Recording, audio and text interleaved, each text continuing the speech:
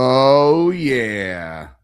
Well, everybody, welcome to the show.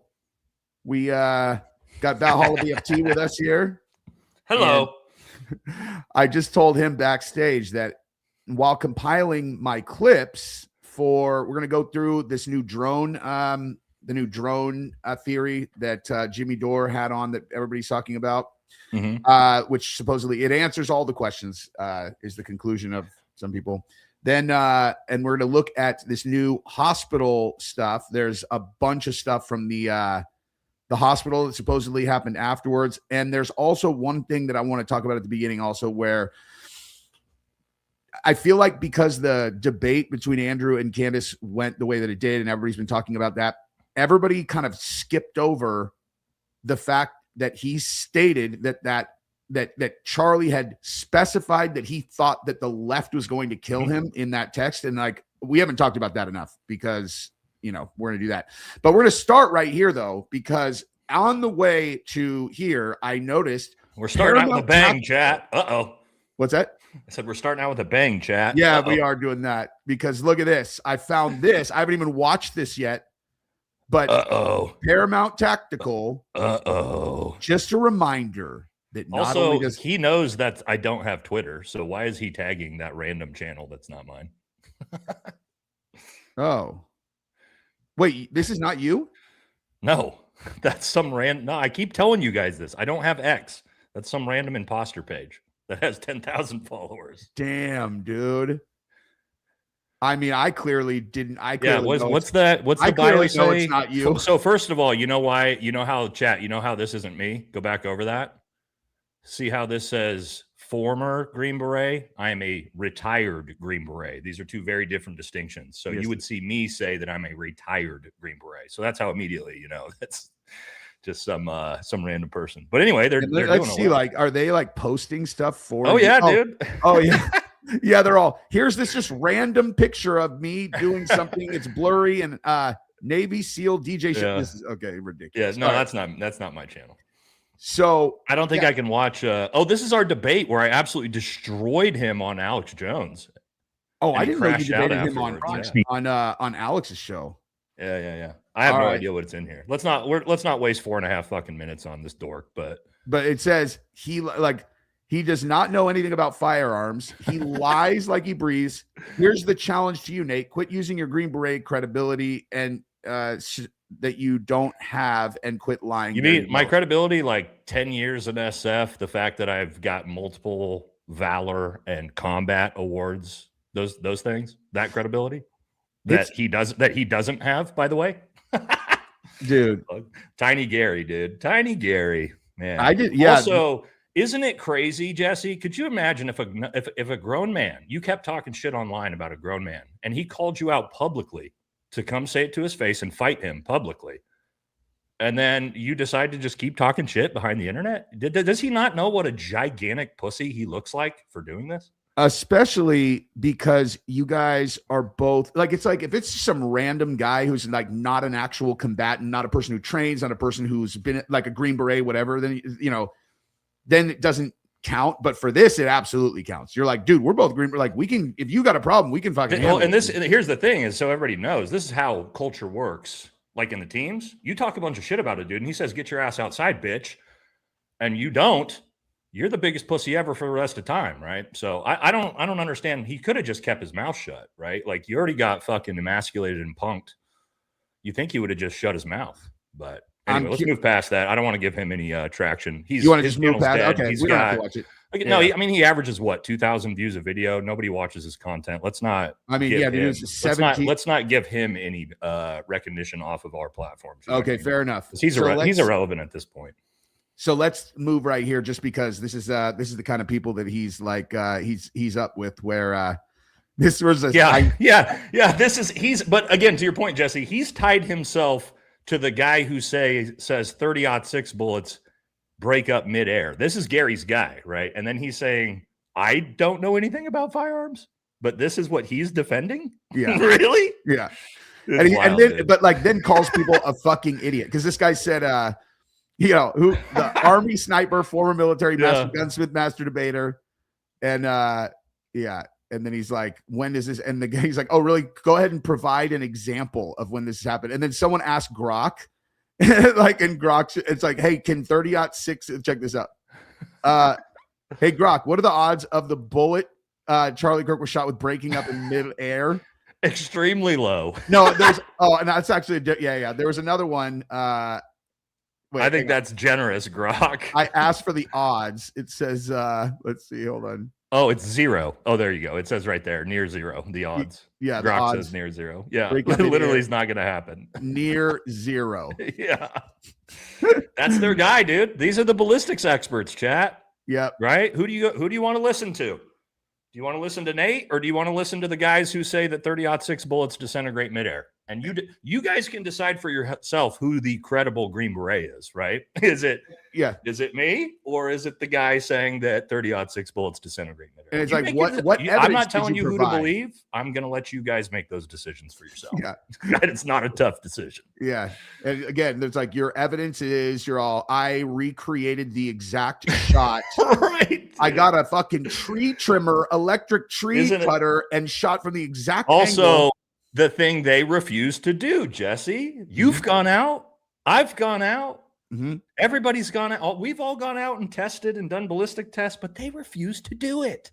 They refuse to do that, don't they? Isn't that weird how they refuse to go use the scientific method and prove their point? Dude, that's and I'm telling you, the one where I just went, that's the end of this conversation, is when we got the actual frangible 30-06s that we got a warning about. That's all. These are very delicate, yada, yada, yada. And we shot them. It sounded like it was half the powder, and it still ripped through bone, the entire thing. Like, come on. It's getting silly at this point. It is, dude. All right. So here's the drone theory. Here's the drone theory. All right. So I'll let this guy, like, this is such a long video. I have it queued up to a section that I definitely want to watch, because we're obviously not going to watch an hour-long video here, but I'll let him kind of do the intro, and then we can move over to where he talks about, because one of the main parts of this that I think people are latching onto is the fact that 223 round was on the roof of the adjacent building. Yeah. And so I think his theory is that the drone would have been above that. So what's the general idea here? Is this the idea that a drone was what? An Israeli-made battle drone with the ability to fire, like, literally just like target, acquire, and shoot a projectile. So the idea a drone shot the projectile that hit Charlie. Correct. That's what we're saying. Is what they're saying. And we'll see what you think. And I'll just say on the front side, for me, the more complicated things get, the less likely I think it, because like what the kind of core of the thing is that Israel manufactures these particular drones. Okay. So, like, you know what I mean? Mm-hmm. 1 Mississippi later, the shooter was 375 yards out. Okay, so here, let me just play a clip from your video that you did. This is where they're talking about the crack thump thing, where they're trying to place how far away it was. About crack this, bang analysis. and you were having a hard time reconciling the crack with the thump. And That's here, right. let me play it. And calculating the delay from when we hear the supersonic crack to when we hear the thump of the report of the weapon being fired, which is the boom. And when I did the early calculations, everything was coming out to 78 yards, 79 yards, 82 yards, stuff like that. This makes sense, yards. Actually. I had my concerns with this. 78 to 85 yard range. I was going to ask, is this so initially when like I was kind of showing basically the speed of sound versus the speed of a 30-06 projectile, and what you would expect at about God, I did this months ago, but at about 141 yards, the difference between when that round hits and when the human ear is going to hear that is about 0.13 seconds. So from 140 yards, right? So that is basically like this. This is like, let's say this is the sound and this is the gunshot. That's what the human ear would hear. It's so fast from 140 yards that you basically would have heard them at the exact same time. So if there is a separation in crack bang, which means I hear the crack and then I can visually see Charlie get hit after I hear the crack, that would give us the assumption that shot was from much further away, right, than 140. Does that make sense, Chad? It makes perfect sense for me. Yeah. And like, and also the fractions of a second seem like they would be very challenging to identify. But if like, and just as like a civilian who shot 1 million rifle rounds, it just like the difference is very, very noticeable. Like if it's just a little, you know, a little variation, like you'll hear it. You'll, and but then I started doing some other calculations, and stuff was coming out in different places, and it wasn't consistent, and I couldn't understand what the issue was. Like, why is it not all the same? Like it was in Vegas. In Vegas, there was all showing basically, you know, where the route of the helicopters is where the gunfire was coming from. But here in UVU, I'm getting all kinds of different readings, and it just didn't make any sense to me. This is what I mean by the science wasn't sciencing. So based on so what did you figure out, John? Well, I don't know if I figured it out, but I've got a hypothesis, right, that I welcome, you know, somebody to come along and say, no, it's not really that. It's probably this. But right now, the working hypothesis is consistent with the evaluation and analysis that Chris Martenson did. And Chris Martenson and I don't really get along very well. Yeah, I know that. You called him a limited hangout, but he's doing good work on this. Yeah, well, that's the thing. That's the thing about what. And I'm sorry, who's Chris? Why should I know who that is? Yeah, so he's done a lot of the ballistics analysis and a lot of different stuff like that. So you've seen some. I'm sure you've seen some of his videos. You're just probably not remembering. Do you have a relationship with him, or what are your thoughts on? No, I don't know him. I just I've covered some of his content on this, and it's been very good. Nice. But I think it's interesting that he's saying that somebody that he doesn't like is doing a good job. That's always, to me, that's always okay, well, you know, when somebody is willing to give somebody they don't like credit, it's usually probably pretty good work. Yeah, you're like, hey, Gary actually did great on this. I'm be like, fuck, he must have done really good. Yeah, exactly. Unfortunately, there's nothing to say that on. Yeah. Hangout? Yeah. 95% of the stuff they do is spot on. Right.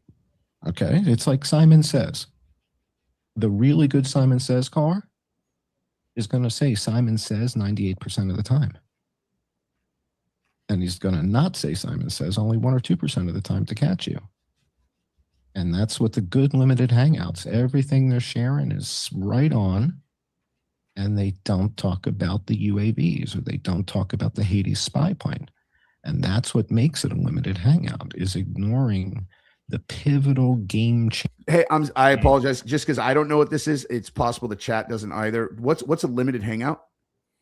Do you know? So as far as he's explaining it here in a limited hangout, right? What he's saying is to be like if you're going to be an op, right? A psyop, to be somebody who's very, very credible, like he's explaining. So like 98% of the time, you're like, this dude is shit hot. Everything he does, he's right on the money.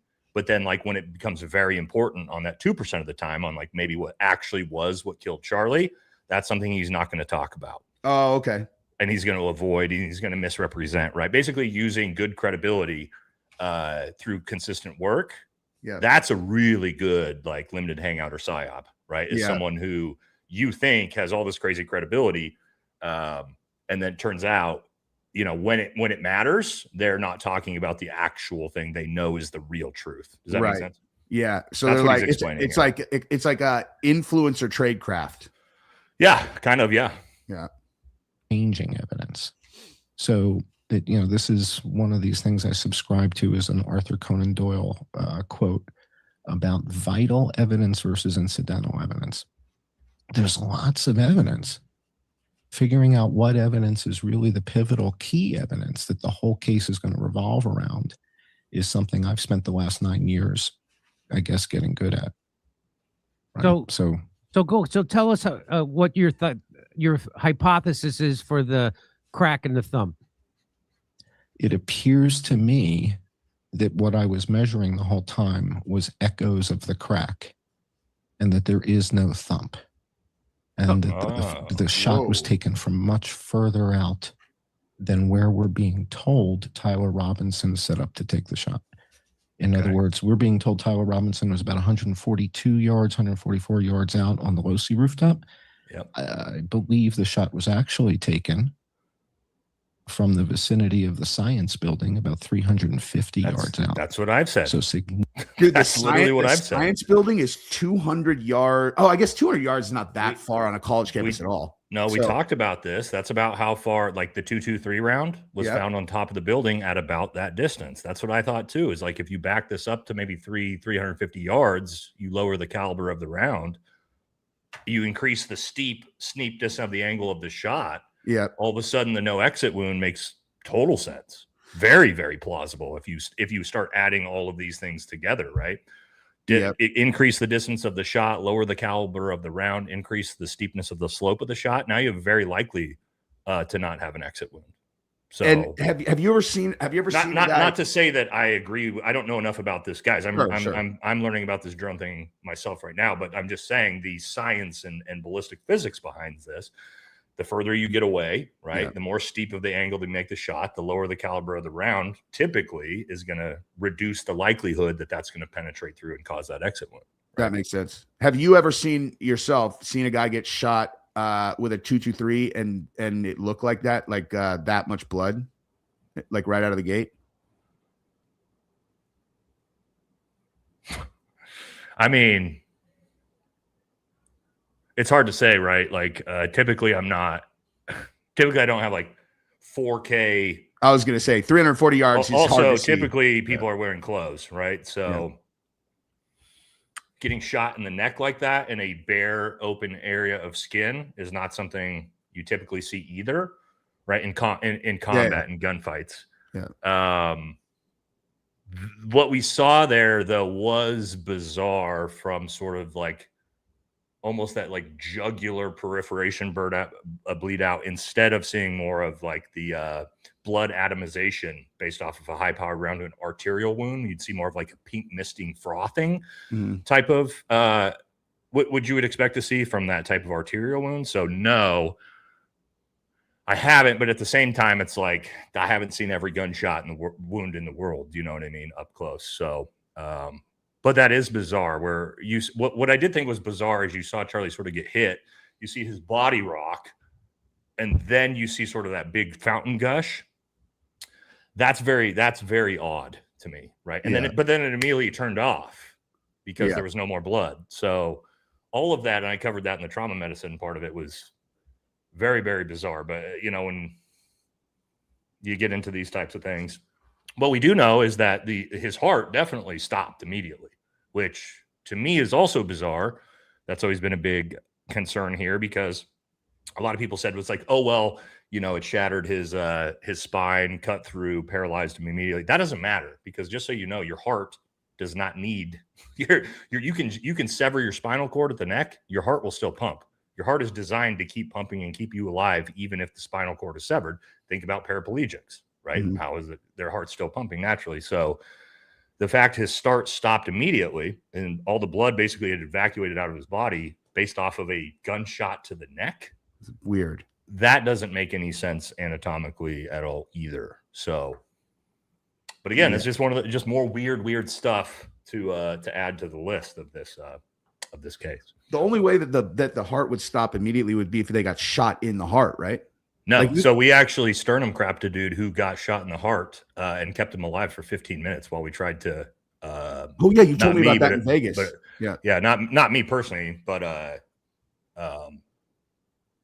surgeon was trying to do that. Obviously, wasn't able to, but yeah. So I mean, like you could get shot in the heart and stay alive for an extended period of time. So for him to get shot in the neck and then just be like his heart just stopped immediately and he was just, I mean, maybe, right? But like dead on impact because you got shot in the spine, that's and your brain shuts off maybe, but also the angle of the shot and where he got hit does not look like he got hit in the brainstem.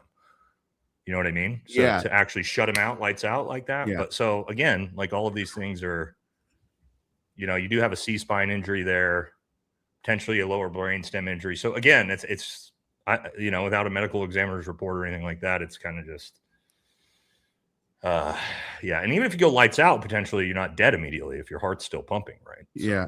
And even but we saw that, right? We saw how basically his heart had to have stopped because apparently there was barely any blood outside of the initial gush. That's what I was going to ask is like, even if the heart's not pumping, if you have a wound of that, like to eject that much blood, you would think that it would just continue to like seep out, even if it's not No, not necessarily, because that you got to keep the amount of pressure that's actually you pumping through your carotid or your jugulars into your brain is like heavily pressurized. So you're going to see that big push, right? As the heart is pumping, it's pumping the blood through. But if the heart stops, it's not going to, you'll have that big flush out, but there's going to be no more blood that gets pumped into that to be able to flush out. You might see like, low level bleeding and stuff like that, but you're not going to keep seeing that like, heavy bleeding coming out once the heart stops pumping. Right. So, Yep. Anyway. Here, let me move over. We can go back to the beginning, but I wanted to show you this part because this is where he gets into what I think he actually specifically cites the science building and all that stuff. Yeah. Okay. Let me just go. It's right after the ad. So before you buy or do anything. JimmyDiorGold.com. Shout out to JimmyDiorGold.com. I think So the bird of prey is available with an M4 rifle this is it. firing a 5.56 round, and they suggest this for a range of 300 meters. Okay. And then this is the Barrett Rec 10 in Is this real? 7.62, 308. yeah. For up to 600 meters. And this is a battle drone manufactured by Elbit Systems, which is apparently So this is real. I mean, the drone technology is so fast right now. I figured we had stuff like this, but this is actual from a company showing that they can do this. Israeli company. Oh, God damn it. Yeah. So I mean, Okay. again, which would, in my opinion, would make it less likely that they would use that because, like, they want to sign their fucking name on it. You know what I mean? Yeah. Okay. Interesting. 600 meters. They say this Elbit drone. sells this. Yeah, Elbit this is- sells a flying Rec 10 in 7.62 and says it has 600 meter range. 600 meter. And 7.62 is a three, like same diameter as a 308, 30-06, right? The AK-47 Yeah. version of it is a 30 caliber. Yeah. But 7.62 can come in a lot of different forms. Range. Now, if you remember, John, correct me if I'm wrong. So you put the drone that you think took the shot, you put it over the science building, and did they not find a shell casing on the science building? Well, what they found at the science building It's a full is kind of round, I debatable believe. because they didn't take Exactly. If But we also don't know because they didn't show us. They just They- said they yeah. found a cartridge. They said in the trial it was an unspent round, but they actually make, I don't know. They didn't, but they didn't show us that in the trial. They just No, they like didn't it show was it. just It was like, just a oh nice yeah, report. trust us. So we Yeah. don't know yet. Yeah. And I learned in this video that particular dude apparently got pulled off the case. The guy who said that. I don't know if that's Really? what he says. So we'll see. it into evidence. They Right. didn't document it. Right. So, and the police are allowed to lie. Yes. FBI is allowed to lie. Not on the This guy was stand. on the case, but now he's not. The guy whose testimony we were hearing with the British accent. Oh, they took him off the case? Yeah, he doesn't work there anymore. Well, so hold Oh on, my Jesse. God.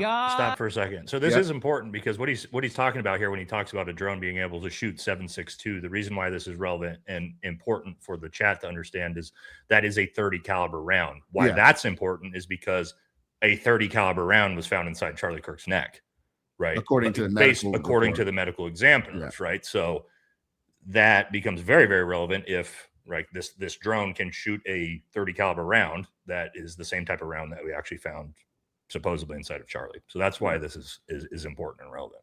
Yep. Oops. Yeah, he doesn't work there anymore. So He's not, yeah. So he did testify that they found a bullet or a bullet casing on the science building roof, right? And then he tells Yeah. you what he recalls to his best recollection. And what he's telling you is that an officer Yeah, this is put ridiculous. his rifle into battery, which means on an AR-15, you pull the T charging handle and a round is now in the chamber, ready to be fired. And then cleared his rifle, which requires you to remove the magazine. And that entire thing is so ludicrous that, like, because Yeah, that's not a thing. Yeah, when the chat, like just for the chat, if you've never handled an AR or any type of rifle that, like when you pull the charging handle and the round is ejected, it flies out. It snaps out way different than a pistol. It goes out super hard, and it's always super satisfying for some reason. Like you pull it, and it's like, pow! So like the idea that they would have pulled that and then just left it there. Yeah, the idea that a police officer ejects a rifle round and just throws it on the ground and throws it on a rooftop and Jesse, in an active murder scene area. Yeah. You think a cop is just like, let me eject this round with my fingerprints all over it and leave it here, right? That's and what purpose would there be for him to take 0% chance of that? It makes no sense. There's no reason that anyone would. Why would you? Okay. Also, Jeff, you're in a murder scene, in a murder environment, and why are you now breaking down your weapon system and ejecting rounds? Don't you think you maybe want that in the weapon in case you need to use it? Like, yeah, dude. Like it's still you have a shooter and it's not been captured. Hot weapon, we call it, right? Or having live rounds in the weapon. That's how I carry my everyday carry. Yeah. Right. Why? Because if I need to use my weapon, I don't want to be trying to fucking rack the weapon. I pull this thing out, I need to use it, not pull it out, rack the weapon, do all these things. So why would a police officer on the roof? He's not even back to his car, right? Like, even then, that's probably not. You're not fucking ejecting rounds in the middle of a parking lot if you're a police officer. But on the roof, think about this. He just decides on the roof for no reason, hey, I need to clear my weapon right now. Why? Yeah, why? And then leaves the round there. Yeah. Because if you think about it too, like with police, that did not happen. I'm sorry. There is no police officer in the country who on the roof of a murder scene would be like, fuck it. Eject, leave it. See ya. Yep. It's just not a thing. And the only type of police that respond carrying a rifle like that is SWAT. And the only reason SWAT or a response team like that is going to be there is because you have an active threat. No, not necessarily. Not necessarily. Nope. Pretty much all police officers are going to have an AR-15 style platform in the truck, in the car. So that's completely normal. For them to be carrying it on the roof, there should almost certainly be like an active threat. Yeah. If they're out there carrying a long rifle on the roof, they're most likely there with SWAT or something like that. Yeah. It'd be very unlikely that the regular. But I mean, again, they all could have, but again, it doesn't matter. It doesn't matter if it's a beat cop, if it's a SWAT team member, if it's an FBI dude. Ain't nobody ejecting rounds out of the rifle and leaving them on a roof at a murder scene. It's not a thing. Yeah. And again, the fact that that just came out like it was a random. And it was in passing. I remember me and Matt watching it during the trial, and I was like, "You what? Yeah, you're saying what? a different caliber round on an adjacent building in a situation where someone was just shot with a rifle in front of. It's not an adjacent building. It's the building directly in line of sight with Charlie and the shot behind him. So if I'm Tyler Robinson on the Losi Center, like pointed this way to Charlie, it's the building directly behind me, 2 stories up. The exact one you would shoot from if you wanted to frame the other shooter. Yes, it's not like that round was found, somewhere else on campus, half mile away. No, it was the building, which, by the way, we've shown it on Google Earth, connects. Like you can walk from where Tyler Robinson is to that building. Dude. Like directly. Yeah. And it's in line of sight to the shot. Yep. That's how crazy that is. And you and I have not talked about this yet, but for some reason, everybody breezed over this and forgot. Okay, like the video that came out of the guy on the roof that runs over, and we're like, I don't think that you see a rifle. I don't think you see any recoil. The guy supposedly put the rifle or built the rifle with the screwdriver, and that's just not on video at all. And I completely forgot about that until I was talking about it. Maybe it is. Maybe it's in the 5 minutes that they deleted that we're not allowed to see.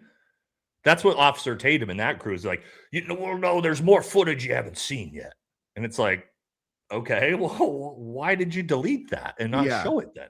If you're the prosecution, why would you not show him putting together the rifle and then taking it out there? Right. Maybe they have it. Maybe they have it, Jesse. I don't know. You know what I mean? Yeah. They're like, well, we don't want to show the part where you can absolutely clearly identify a weapon. We want to just show where he's wearing a big black parka, which doesn't match either of the outfits that we've seen him in earlier, because this makes perfect sense. All right, let's hear. if you do it again, another round is going to go in. So he then removed the magazine, operated the charging handle to eject the live round, Yep. left the live round on the roof of the science building. Pause it there, Jesse. And this is important distinction he's making when he's talking about all the things this officer actually had to do. It's not this that he decided to rack the round out, right?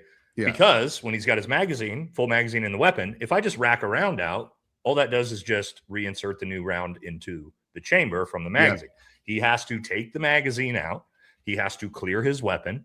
He has to basically completely not completely break down his weapon, but you know what I mean, Chad. He's got to take the magazine out. He's then got to clear it. He's basically rendering safe his weapon on the roof. So it's a lot of extra steps more than just like a whoopsie, I racked around. Yeah. Yeah. It's nearly impossible. Like there's. Well, it's possible. Anybody could do it, Jesse. It's Yeah. just nobody would do that. Yeah. From a behavior standpoint, it's just not a law enforcement officer's not doing that. Went to Arby's. I mean, it's like, who did that? Who is the cop who did it? When you found the bullet on the ground, did you say, "Hey, Mikey, is that yours?" Right. Or was it an hour later, 2 hours later? Yeah. Hey, that's not important for us to identify whose rifle round is on this roof directly behind the roof that we're saying he was shot from. Also, who found it? Like he said, and when? Yeah. This is a little bit different than like, hey, if your buddy who was on the roof with you found it like 8 seconds afterwards, like, oh, hey, man, hey, you forgot to pick up your round. That's a little bit different than like a different person a day later finds a round on the roof and they're just like, oh, this must have been some police officer. Yeah. That's completely different. It's literally like the worst detective in history. Like you would put that in a comedy movie. You know what I mean? Yeah. Why was it not tent carded? Now, I've seen forged evidence before at the Vegas shooting. I've seen what the police department is willing to do to create a case, right? They broke the windows in Vegas. You and I are that case. Is we have. Is that true? They is it been verified? No, we're not going to talk. Let's not talk about that case. Okay. YouTube, Do a show on the YouTube and the government really do not like you talking about that case. Chris Piota was the division chief under which that entire investigation happened, and he said he would come on with us and talk about the case, and we can ask him whatever we want. Yeah, we just have to be careful on live streams because again, the government doesn't like that story being talked about for exactly the reasons he's just saying here. It's very clearly that's not what we thought it was. Yeah, Coop did an incredible series on it, and actually, I think Ian did as well. Ian Carroll, and there is overwhelming evidence that guy was a CIA spook. The guy 100%. who, there's a lot to that. Yeah. For sure. Vegas. Yes, we will when this dies down. But I've seen them forge evidence, and so for this guy to simply say it was an unfired round versus a spent brass casing.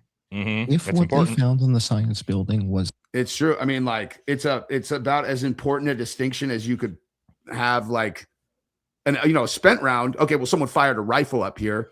An unspent round is like almost as big a deal because it means someone had a rifle up there. But a spent round is very different, obviously. But an experienced person, like here are my thoughts on it. It's like if you're operating at a level where you're an assassin, you've set up a patsy, you're going to fire a round that's going to kill your target from 350 yards over his head. That's going to be a professional, and a professional is not going to use, that type of setup that would eject a round anyway. You would think that they would probably use a bolt action to make sure that it stays inside the rifle to keep all your evidence inside of the. Also, rifle. Matt, we got Trigger Smart in the chat. Shout out to our boy. He just brought up a great point. Why wasn't that put into evidence? Exactly. We don't think that's maybe relevant to the case. Why is that just like a bypassed thing of like, oh no, it was probably a cop's? What could be more important potential evidence than a rifle round on the building behind the shooter? Considering the narrative is he was shot with a rifle. Yeah. You know what I mean? You're like, yeah, that might be important. It doesn't even make any sense. It's like This fucking this case. It's just add it to the 1,000 different weird, bizarre things to this case. You know what I mean? They never That's the thing about this case, Jesse, is that it's not like we have one or two weird things. We have 1,000 weird things, right? Like we could almost do an entire show going start to finish of all the weird stuff, right? You got George Zen pulling down his pants. You've got curly-haired guy cheering. You've got Kash Patel shutting down Joe Kemp from looking into this. You've got the 30-06 in general. You got the fact there's no footage of anybody with a rifle. Like you got the fact that the camera footage is for whatever reason compressed. And when you uncompress it, that's no longer Tyler Robinson. Like there's a million things to this case that are bizarre and weird. And that's what's so crazy with the Fed sloppers, for them to be like, nothing to see here. Yeah. You're I feel like they just never looked. Like, I just feel like they have. They know everything. Someone like Gary knows all of these things. He does for sure. He knows all of these things, and he purposefully, you want to talk about using a Green Beret, right, to misrepresent your credibility. This dude knows that this is bullshit and tries to use his credibility to push a fucking bullshit narrative. Yeah. That should make everybody go, what the fuck is going on here? Totally. Right? Because everybody knows how bizarre this is. Yeah. Yeah. I started talking about the, just kind of like in a live stream and then in a video that I was doing where I was like, hang on. Oh, so there's just nothing weird. And I just started rattling them off. Dude, I talked for go forever, dude. You can probably never stop. Straight minutes and was barely getting started. And I was just going just like that. Like I wasn't like dragging each of them out. It was endless. And you have these people be like, oh, Nate's not credible. Why? Because I agree with someone like Rob O'Neill, multiple Silver Star winning fucking dude who shot Osama bin Laden. We're the non-credible ones? Yeah. Right? Like the 99% of special operators who agree with me, we're all not credible. Hey, right? Sean Johnson, Navy SEAL. That's my point. But my point is force. 99% of my community agrees with me, but yet there's a couple random dipshits are like, Nate's not credible. Okay, we're all not credible. The entire special operations, military, Marine, Scout, snipers, Navy SEALs, all of us, DevGru operators, Delta Force operators, all of us who are like, this is weird. We're not credible. Yeah. Got it. So who the fuck's credible? Well, that's what I'm saying. It's like, it's bizarre. Andrew Wilson. Yeah, Andrew, dude. And I told that's the guy, right? That I told Nate Nate was smart enough to remind me that you can't show these types of videos on streams. But I told Nate that there's a video on Twitter now where it's like, here's Andrew Wilson, teaching a guy like sniper school. It's dude. That is not what is on video. It's like, this is my point. Like for anybody to pretend, and Jesse, I'm not even a conspiracy theory guy on this. I'm like a very hey, show me proof that 30-06 was used. That's it. Yeah. That's all I'm asking for. And it's just like, there's way crazier shit to believe, right? Oh, dude, I'm walking example of that. But honestly, the way that I kind of put stuff together was just was evaluating sources of specific takes and going, and you being one of them, where I told you a million times, like when you and that guy were on and you were talking about response to trauma in the field. That was a 18 Delta Special Forces medic, by the way, who Gary also said wasn't credible. I'm like, he's an 18 Delta bitch. He's the one who trains us, right? Yeah. That was the sticky Green Beret, right? We had an actual Special Forces medic who, by the way, in 18 Delta, Green Beret medics are next to Air Force PJs, the highest trained trauma medicine doctors in the world. And he said, no, this is fucked. Right. And so all they work on is gunshot, injuries like that. It's like a surgeon who has only worked on people who are injured by the exact type of thing that we're talking about. Right. And that guy's not credible. Yeah. And you're like, okay, fuck it. Hands up in the air then. Like if the sticky Green Beret combat vetted 18 Delta is not credible when it comes to trauma medicine, what are we doing? Like, what do we why are we even engaging in this conversation at this point? You know what I mean? And also the whole thing where 30-06 can break up in midair. And you're like, why are we going to the least likely scenario? Like, I'm not saying that there has never been a piece of shit round or some weird whatever. But like, yeah, in this- the the history likely- of the trillion shots that have happened, that Yeah. maybe didn't happen once, right? exactly. And so you're like, so most likely is it was not a 30-06 or it was Jesse, some could you other- imagine if I was in a gunfight and this was a normal thing and it's my life versus yours, and it's like, hey, sometimes my bullets just disintegrate in midair. Yeah. Yeah. What? They just break up think- in midair. You're Think about, I got them right here, right? These are Remington core lock rounds. Do you think anybody would fucking buy these rounds ever again if it was normal for these hunting rounds to disintegrate in midair? Do you think Remington would be in business, chat? They if should Andrew sue Wilson's Andrew. They theory- should sue Andrew for that. You know? Remington, bro, we should reach out to Remington and be like, hey, You know what this guy's saying? you know what this guy's saying about your rounds? You should sue the fuck out of him for Or at the very least, make a defamation, statement dude. about how that's fucking impossible. Shut your dumb face. It's literally nobody believes that. But the Fed sloppers have now said and here's the crazy thing, because when the Fed sloppers have someone like Andrew Wilson say that, right, they have to defend it now. Mhm. And so now Gary has to defend.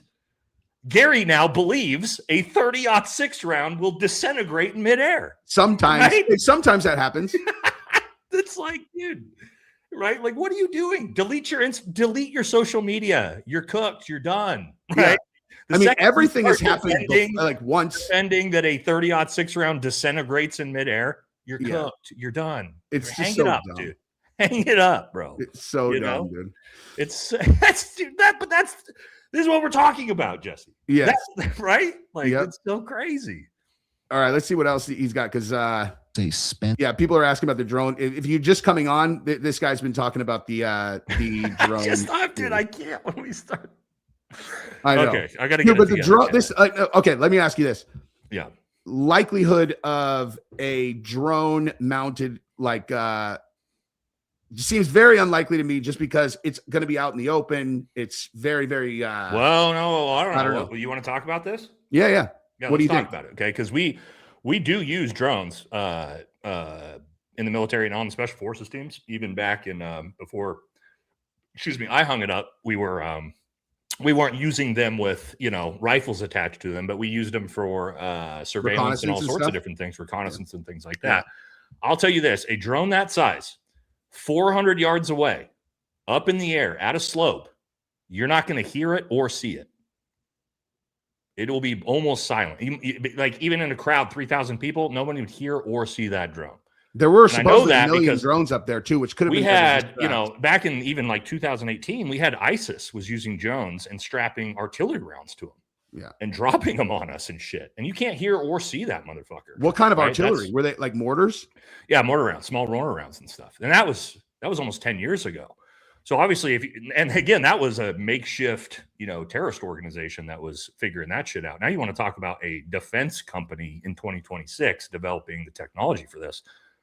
I'm not saying that I believe that this is what happened, right, chat? I'm Sure. just saying, is this a possibility? Of course. And Plausible. my point with this, Jesse, is like what you just said is like, oh, well, everybody would have seen it or hear it. No, fuck no. Fuck no. From 400 yards away at an elevation like that, you wouldn't see or hear that thing. Nobody would. Yeah, Especially in a loud 350 environment, yards right? is You're far. talking about 3,000 people in an amphitheater. Everybody's talking, microphones, speakers. Nobody is going to hear that drone from 400 yards away. So drone or not, when you were the first one that posed that you put a patsy on that roof and then you shoot them from a different location. That Mhm. is literally the With a science smaller building. I mean, caliber I'm obviously rifle not round. saying that this is what I think happened, but that's the exact spot you would do it from. Shoot it right over his head, dude. Right over Yeah, why not? the patsy's head. Why not? Yeah. And if you really want a 2-for-1, you plug Charlie and then you plug the Patsy. For sure.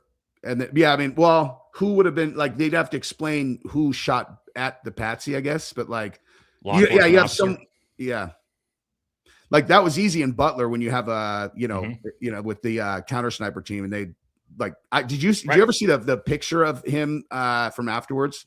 Like after he got shot, I saw the picture of his hollowed out face, and he was very dead, very, very dead. But yeah, who knows, right? I don't know, but it's just, again, the drone stuff. And I don't know enough about this to even say I think it is or isn't. I doubt it was a drone personally. Mhm. But is it possible? Does this technology exist? Yes. Yeah. I mean, we saw that. He literally showed the company that Yeah. is selling these. So It's so wild that like this, because honestly, this is just going back to what we were just talking about the number of anomalies that are very challenging to explain, regardless of what you believe is whatever. I mean, any smart person knows that you don't know for sure what happened regardless.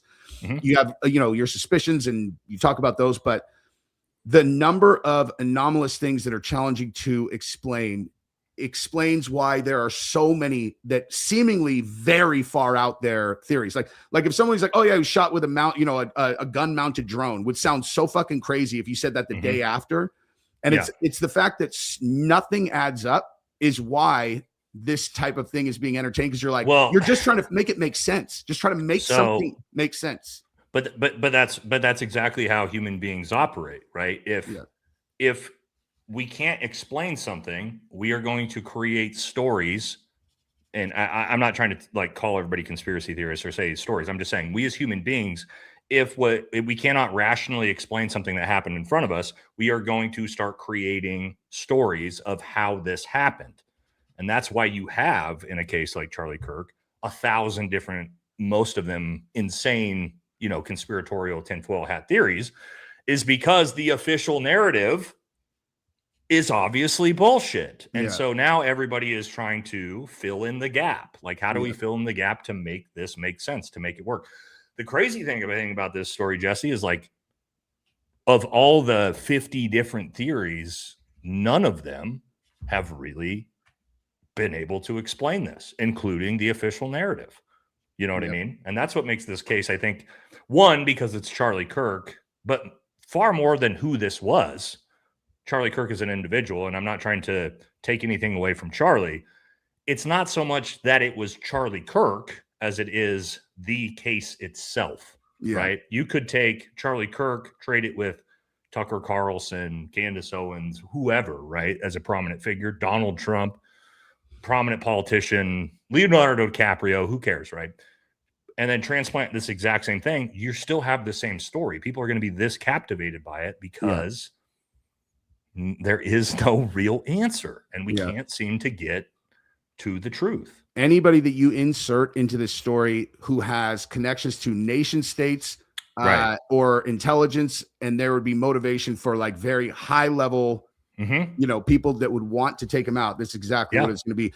And what's crazy is, I was talking about this yesterday, where when you look at the people who are trying to debate against people who are skeptical of the main, the primary story coming out of the government, what I notice with all of them is that they are unwilling to include human behavior analysis in their overall analysis. And they think that that's smart. They think that like, it's smart that like they'll only look at hard physical evidence. And I find that so dumb. Like, it's just like, I don't even know what it's like, dude, it's an enormous potential, thing that can, push you in the right direction.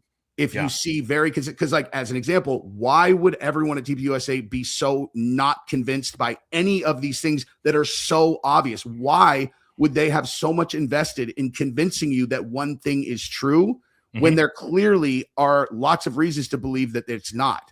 You know what I mean? It doesn't make sense. This, Jesse, I talked about this live stream a couple days ago. To me, the most bizarre part of this entire story is the reaction of the TPUSA crowd, adjacent crowd, right? Charlie's crowd, which is all of us, even me, you, Candace, everybody.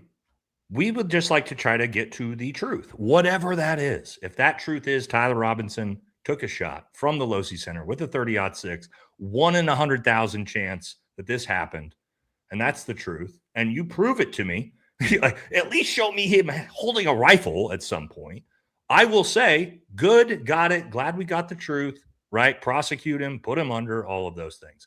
I don't care about Tyler Robinson. I am not a Tyler Robinson guy. Like, I'll protect Tyler Robinson. I don't give a fuck. But I don't want to see an innocent kid put to death. No. Right? And if it's Lance Twiggs, get him. Right? Like, so for our side, we don't care about what the story actually is. We want to know the truth of the story. Their side is the opposite of that. Mhm. Their side is, this is the narrative. This is the guy. Don't investigate. Don't ask anything else. questions. Yep. Shut your fucking mouth. Let's get this over with so we can put him to death. Case closed. And TPUSA can go on grifting now with their pro-Israel cause. Yeah. So, you know what I mean? So it's like your side, and we know this because when I put out a ballistic video, for example, the last one I put out, if you actually watch that video, I don't make any assertions. Me and Brian, my buddy who, Brian does the competition shooting for us, we went out and we said, we are just going to recreate the shot as close as anybody has ever done it. Now that we know the type of ammunition, right? I go to 141 yards. We used our tractor train or our crane, right, to go up to a 9-degree slope. We got a full 300-pound hog that was unalived an hour before. Yep. Right? Closest we could get to human anatomy. Same rounds that the prosecution said. And we just shot it multiple times to see what happens. With that exact round. With the exact round. Yeah. And what happened? Did I say, this proves everything? No, I just said, here is the test. Here's the data. Here's the results. What happened? Their side, panels. Nate's not credible. Nate's a liar. Nate, right? And it was like, all I did was show you.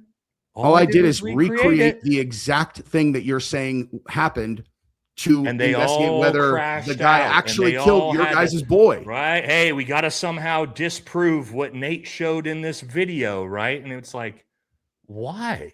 Why? I didn't, like, I'm not out there nefariously trying to misrepresent things. Like you watched it, right? Like we just said, here it is. I even put the ballistic data up and everything. Yeah. And so you got to ask yourself, why is the other side constantly do that? Why is it, hey, we have to disprove anything that goes against the official narrative and we have to coordinate it. We got to have a group chat with 92 people to fight this. We got to, like, what is that, Jesse? You know what's chat, what is that? And it's like when I look at all of them collectively and you think through like, okay, so what could be behind this? And then you take into account all of these different things. Oh, Cash doesn't want to look at internet. That's where, and then this hospital thing, all of it, that's where that's where I start entertaining like, all right, well, maybe if I put all of this together, it's something very different than what it appears. But at the end of the day, it's like, if it was me and Charlie was like my best friend, dude, like the idea that I would be ignoring that maybe this could be what it's impossible. Think about it. If it was me, Jesse, if I was at an event and the same thing happened, would you be like, hey, you know what? No, I trust the FBI. Shut the fuck up. Don't ask questions about it. Nate's my friend, so keep your mouth shut. We're just going to believe whatever the government says. Yeah, don't worry about his wife and kids, dude. Like they don't need answers. Do you think my friends? I know my friends wouldn't do that. Of course, I know my friends would be doing exactly what Candace and everybody is doing. Yeah. Right. So the fact that his friends and his family and his business are all doing the opposite of that. To me, Jesse, that's the most bizarre part of the story, even more so than the case itself, is why do the people who are close to TPUSA, why are they fucking doing what they're doing? Totally. Jesse looks like Peter Thiel on steroids, except a little bit more gay. Oh, that's pretty tough because he's actually gay. I'm just kidding, Peter Thiel. Dude, that's a fucking joke, man. He doesn't play around with that. Yeah, we don't want to mess around with that. But anyway, you know what I mean? Is it like nobody, I feel like that kind of gets glossed over a lot. Yeah. Is like, why are you guys so insistent on making the FBI narrative like this has to be what it is? Yeah. The government, trust the government, trust the government, trust the government, trust the government. What would you need to see to be convinced? Because that's the I can't remember if it was Candace or someone else that was like, what would you have been convinced by? And one thing that would have definitely gone a long way for me is if the parents verified his parents said, yes, he did. Yeah. Like he did confess to us. I'd be like, fuck, that's hard to get over. I mean, like at then you have to entertain that. You know what I mean? It's like, but they never made a statement. That story came from left field, and who confesses over and over and over and then pleads not guilty? I don't know. It's anyway. That also is super bizarre. Yeah. Right? Yeah. I'm going to pull this entire thing off, get away scot-free. And then I'm going to confess to it over text message, but then plead not guilty after I got away with it and confessed and then turned myself in and then pled not guilty. Because they recognize me in these images that do not. That's the whole thing, is like when they try that gaslighting shit where they're But like, how did these they images, you're like, it doesn't look like him, dude. But Like- now we know that those images that were compressed, right? Yeah. That aren't even the real images, that when we see the real images of the guy, I'm like, dude, the funniest thing when I see that video, I'm like, dude, if you shaved my beard off, that looks like me. Dude, That looks like a 6'3", 230-pound man. that guy's Right. legs, you could tell if, Yeah, if you try he's to like huge, dude. hear him and run through him, that guy's got a sturdy ass frame. Dude, he Tyler, looks you as just big pick up as and dump on me. his head. I'm like, I'm glad I have a beard, right? So now I'm not a Cash Patel, Cash Patel doesn't find me as a suspect, but that's my point. You start seeing stuff like that and you're like, okay, now the little bit of footage we have is just some like 6'3", 230-pound dude. Yeah. That's Yeah. Tyler. It's crazy town, dude. But let's we're do some- crazy. But I'm crazy for looking at and be like, something doesn't add up here. Right? Yeah. Hey, chat. We're also, so I want to go through I'm going to go through the hospital stuff too. Yeah, and let's do then, and then we were going to talk about the, Somebody said, where were you at that day, Nate? Yeah. Yeah, we can do some super chats too. And then we'll go through the hospital stuff, which is let's do very it. interesting. Cats are little guardian angels sent to you by God. I love me. Oh my God. Last night, Nate, we have this. So in our new house, we have these like custom built drawers that are like really, really like, they're like deep. I'm in my bathroom. I hear some meow. I thought I was hearing shit, dude. And Gabrielle said the same thing. I went over and I'm like, wait, I think I opened one of the drawers. My cat was smashed into the very top of it, like up against it. I have no idea how she got in there. And I felt, dude, I have no idea how that happened, man. But classic, dude. Yeah. That's a classic. Love your content. Thank you very much. 100 jewels, high five, 100 jewels. Those are yours. I don't know what these jewels things are. Oh, they're jewel. Yeah, the jewels are the new thing. I turned them on. I don't know. Maybe we might turn them back off. But, Yeah. This is you. On Mount Hood with my wife for our anniversary, watching you fellas keep the good work. Crisis King. That's awesome. I love Mount Hood. I've never been to Mount Hood in the summer, though. What are you doing up there in the summer? Mount Hood's a big snowboarding mountain here in Oregon. Oh, nice. Welcome in, everyone. Please smash that like button. Oh, thank you, Michelle, my new mod. Yeah, I need to get Michelle as one of our mods too. Michelle, I saw your message. I'm going to get to it. I promise. Sorry. Yeah. Fuzzy says, so you're saying there's a chance Paramount. So you're saying there's a chance, dude. That's right, dude. It's happened maybe once. Yeah. This one's you. Extremely low. So it's not possible. You restarted. Yeah, that's right. You're right. Maybe there is you know what's funny, Jesse? It's like somehow they'll defend the idea that a 30-06 core lock round disintegrates in midair as possible, right? Mm-hmm. But everything else, it's like no, I got to see positive evidence. Yeah, you're like, is it possible that someone might have put the rifle in the chicken coop that was not right. And they're like, nope, that's not possible. There's never been a person who wanted people to think that someone else committed the murder that they committed. That's never happened, dude. Yeah. I was gonna send $5, but $3 disintegrated midair. Yeah, that can happen. Yeah.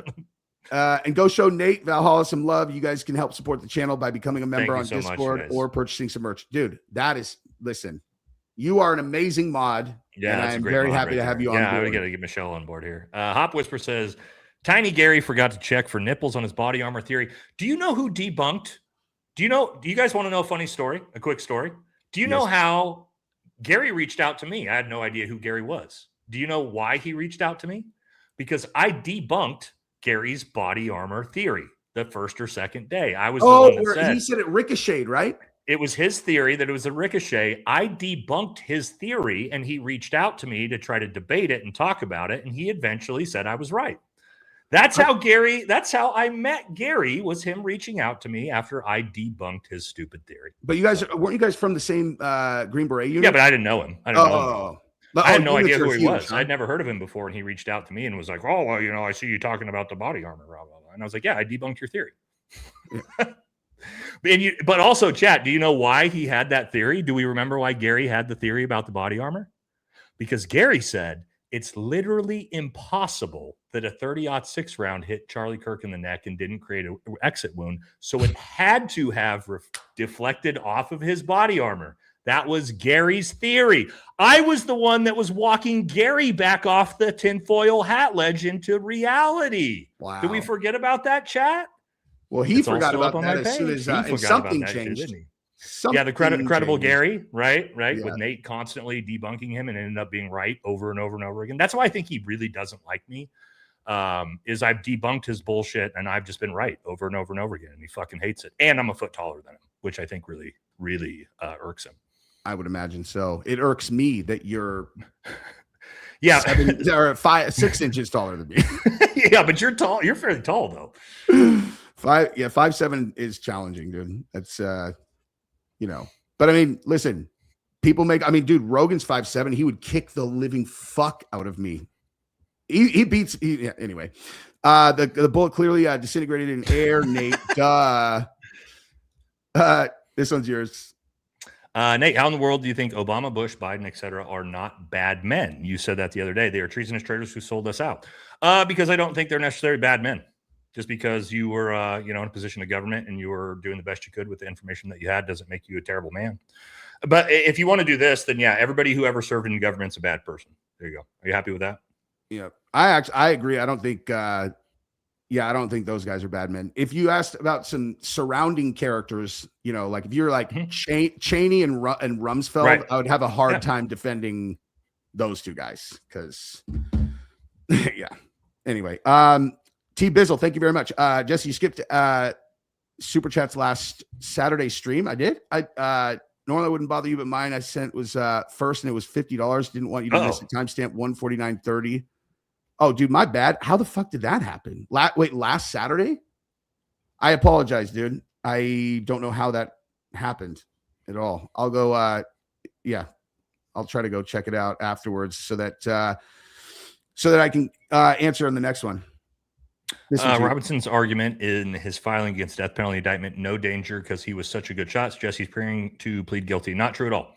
Not true at all. So what they basically are doing is by doing things like this, they can lower the potential actual charges against him. And if they can get death penalty off the table in the case, even if he pleads not guilty, that way, if he is found guilty, death penalty is off the table. So no, that is, I saw the Fed sloppers try to push that as a narrative. Baron Coleman completely debunked that already. Yeah. So. Yeah. The point was that the intent of whoever shot him was to kill only the Charlie. Defense is going to try to get trial is going to try to get the maximum possible sentences removed or reduced. That's ideal, right? That's before we even enter the trial. Of course you want to take things like that off the table. I don't know what the exact definition of what constitutes aggravated murder versus murder one. But anyway, I'm sure that it was compelling because everyone who read it said it was. Scientific method is really drones did it. That's true, dude. That's true. That's not my theory. But again, everybody's just trying to come up with a theory that plugs all the holes. Yeah. You guys know where I ended up, dude. We're just talking about it. Just as crazy as Israeli drones, you would think. The hunter killers are here, and it's tied in with AI. Mm-hmm. Yeah. All caps. Really, really, really, really sucks more than Jenna Jameson. Ooh. She was my favorite when I was, wow, 20. Jesus, dude. Son of Everson. The only way that the FBI story works if Charlie was slouching forward, had his neck bent, so the 30-06 would have gone through the neck and all the way down his spine. Devil's advocate. I think that's actually what they tried to say. Yeah, but it wasn't. We've talked about this. We've shown this frame by frame, millisecond by millisecond, and no, he wasn't. He was not portrayed down like this, dude. It's when he was hit. Imagine if we still were able to show the footage of him actually being shot without any repercussions. It's they shut that down a long time ago. Yeah, they did. What happened to his mic? No one talks about it. So I feel like everybody talks about it. Yeah, I feel like a lot of people talk about it. But on my stream with Didi Got a Podcast, someone super chatted that it's possible the reason why that specific camera was so important to get the SD card out. It could have been because of the audio file, because if the mic was connected to the camera. But the reality is, even if it wasn't, if the camera itself was capturing audio from that position, it's possible that it would have caught whatever the security guards were talking about behind the table. You know what I mean? So like, it could have actually been the audio that they were concerned about versus what was captured in the footage. Maybe, you know what I mean? Yeah. This one's you. Nate Dogg, could we get a fun military story? Of course, doesn't have to be combat, but we would love to get a military story every now and then. You're a great storyteller. Thanks, brother. Yeah, so I'm actually planning on doing this. And guys, I think what we're going to do is, I already have yesterday, like I keep planning on doing members only lives, Jesse. And then I was going to do one tonight. And then you messaged me, you're like, you want to stream? I was going to do one Thursday. And then Dan messaged me and was like, do you want to stream? So, guys, I'm planning on doing some members. Maybe we'll do it after this. Depending on how long we go. But, chat, maybe you guys want to do a members-only stream after this? I was already planning on doing it. And then, again, Jesse put me up. So, I'm planning on doing stuff like this on that, where we can tell fun stories like that. You guys know I don't really talk about, my stories and my service that much. Not that I don't have them. I've got a lot of crazy ones. But I'm not a big fan. People will be like, yes, you do. But I'm not a big fan of, like, really talking about myself. So that's why we don't. But yes, we could do this. So maybe we'll plan on that.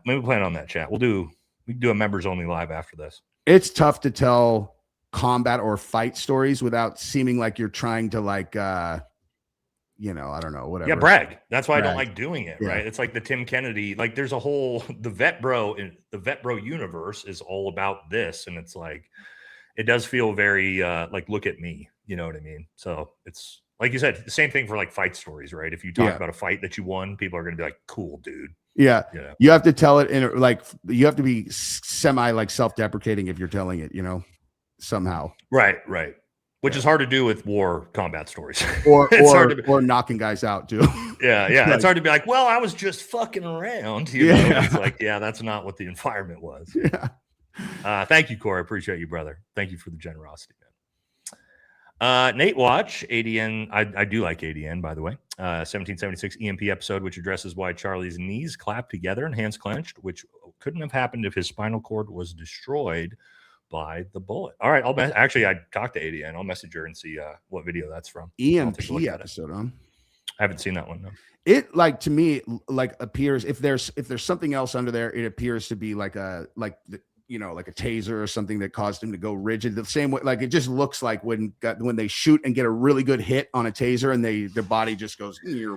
Yeah, I mean, there's a lot of things about him being hit that does look like he was hit by a projectile, for sure. The temporary wound cavitation in his neck, and a lot of different things. But again, there's also a lot of weird stuff, like the way that shirt, the way not so much the back of his shirt that blows out. I'm not concerned with that. It is the front of the shirt that, like, shocks straight up. Not like the whole shirt, but just like this thing does this weird straight up thing in the front of the shirt after he's hit. Like, some of that stuff is like, I don't know, man. I can't explain that away with a gunshot. You know what? Actually, let me pull this up, because that's actually exactly what Jimmy, you didn't hear Jimmy ask about that, did you? I think that's. I haven't been able to watch this yet. I think he's literally about to ask that exact question. Brass casing. That's the shot. And it came from that Elbit drone that has a range of 600 yards with accuracy. I believe. Now, the reason why am I saying it's Elbit and not the Switchback? So the Switchback is another flying drone, but we didn't spend $6 billion with Switchback. There you go. We spent $6 billion with Elbit. And Elbit has this entire ecosystem of drones that talk to each other. You played the clip, and the guy says one operator has 4 autonomous drones. He's not doing joysticks. This isn't DJI joystick shit. Right. This is facial recognition, target acquisition, infrared laser targeting, wind speed and direction determination by the drone flying over the tent. The drone that flies over the tent knows what direction and speed the wind is blowing. Yes. Oh, that's interesting. So those other 3 drones are transmitting information back to the drone that has the Oh, that's rifle. creepy, Oh, dude. and so That's they know so what creepy. So they stay. Oh, okay. They That's stay in the line, like so they can actually give exact windage. That's yeah, fucking they wild. can give dude. all of the long range ballistic data that it needs, and this is important. All right, so chat, can I explain this, Jesse, Yeah, of course, dude. for the chat why this is so important? When we're talking about taking shots from 600 yards plus out, well, a lot of these things can change. Like the direction of the wind can actually change, like within that 700-800 yards, and different things, like all sorts of crazy different things are happening. What's happening near the target may not be happening where you are as the shooter, and all these different things. But if you had if you had real world mathematical ballistic data that's being collected by these drones, air pressure, wind, temperature, all these different things, They're all being physically calculated. exactly You can where calculate the in a bullet- Winstrol as a Yeah. shooter, backed by the actual shooter. You have when you're actually doing long range shooting, it's not just you as the shooter typically, right? It's you and a shooter spotter. It's a That bunch of math. spotter is doing a lot of this math and all these different things for you so that you can take an accurate shot. If you've got autonomous drones that are collecting all that data, passing that back to, again, I've never even thought about these things before I've heard him talk about it. Passing all that data back to the drone, which is then taking a shot, which again it's all machinery and AI and database that can just automatically, lace that shot exactly where it needs to lace based off of windage, humidity, air pressure. That's super creepy. Yeah, it won't That's make super any creepy. mistakes. I'm not saying that's what happened, but I'm saying that's probably the future of warfare. Yeah. Right there. Yeah, For sure. and people who are not don't know, you are taking into account the curvature of the earth at certain distances. Mhm. Like the curvature of the earth, you have to make all these adjustments to your scope because you want to put the X or the crosshair on the target, but in reality you're actually aiming super high above the target. Oh, yeah. For those who what I don't mean? know, if I'm taking a shot from like 1,500 yards plus, I'm not even, my crosshairs aren't even on the target, guys. I could be like, 2 feet to the left and 2 feet up over here. That's where my crosshairs are for that round to then traverse all the way in, come down with the wind to actually hit the target. So Jesse's point there, right? Like I'm not putting my crosshair on the center chest. I'm putting it like 3 feet left, 3 feet up. Yeah. Right. And then all the math that's going into that with the data and everything, all of that factors in. So do they like precision snipers? machines could do that way better than, humans could.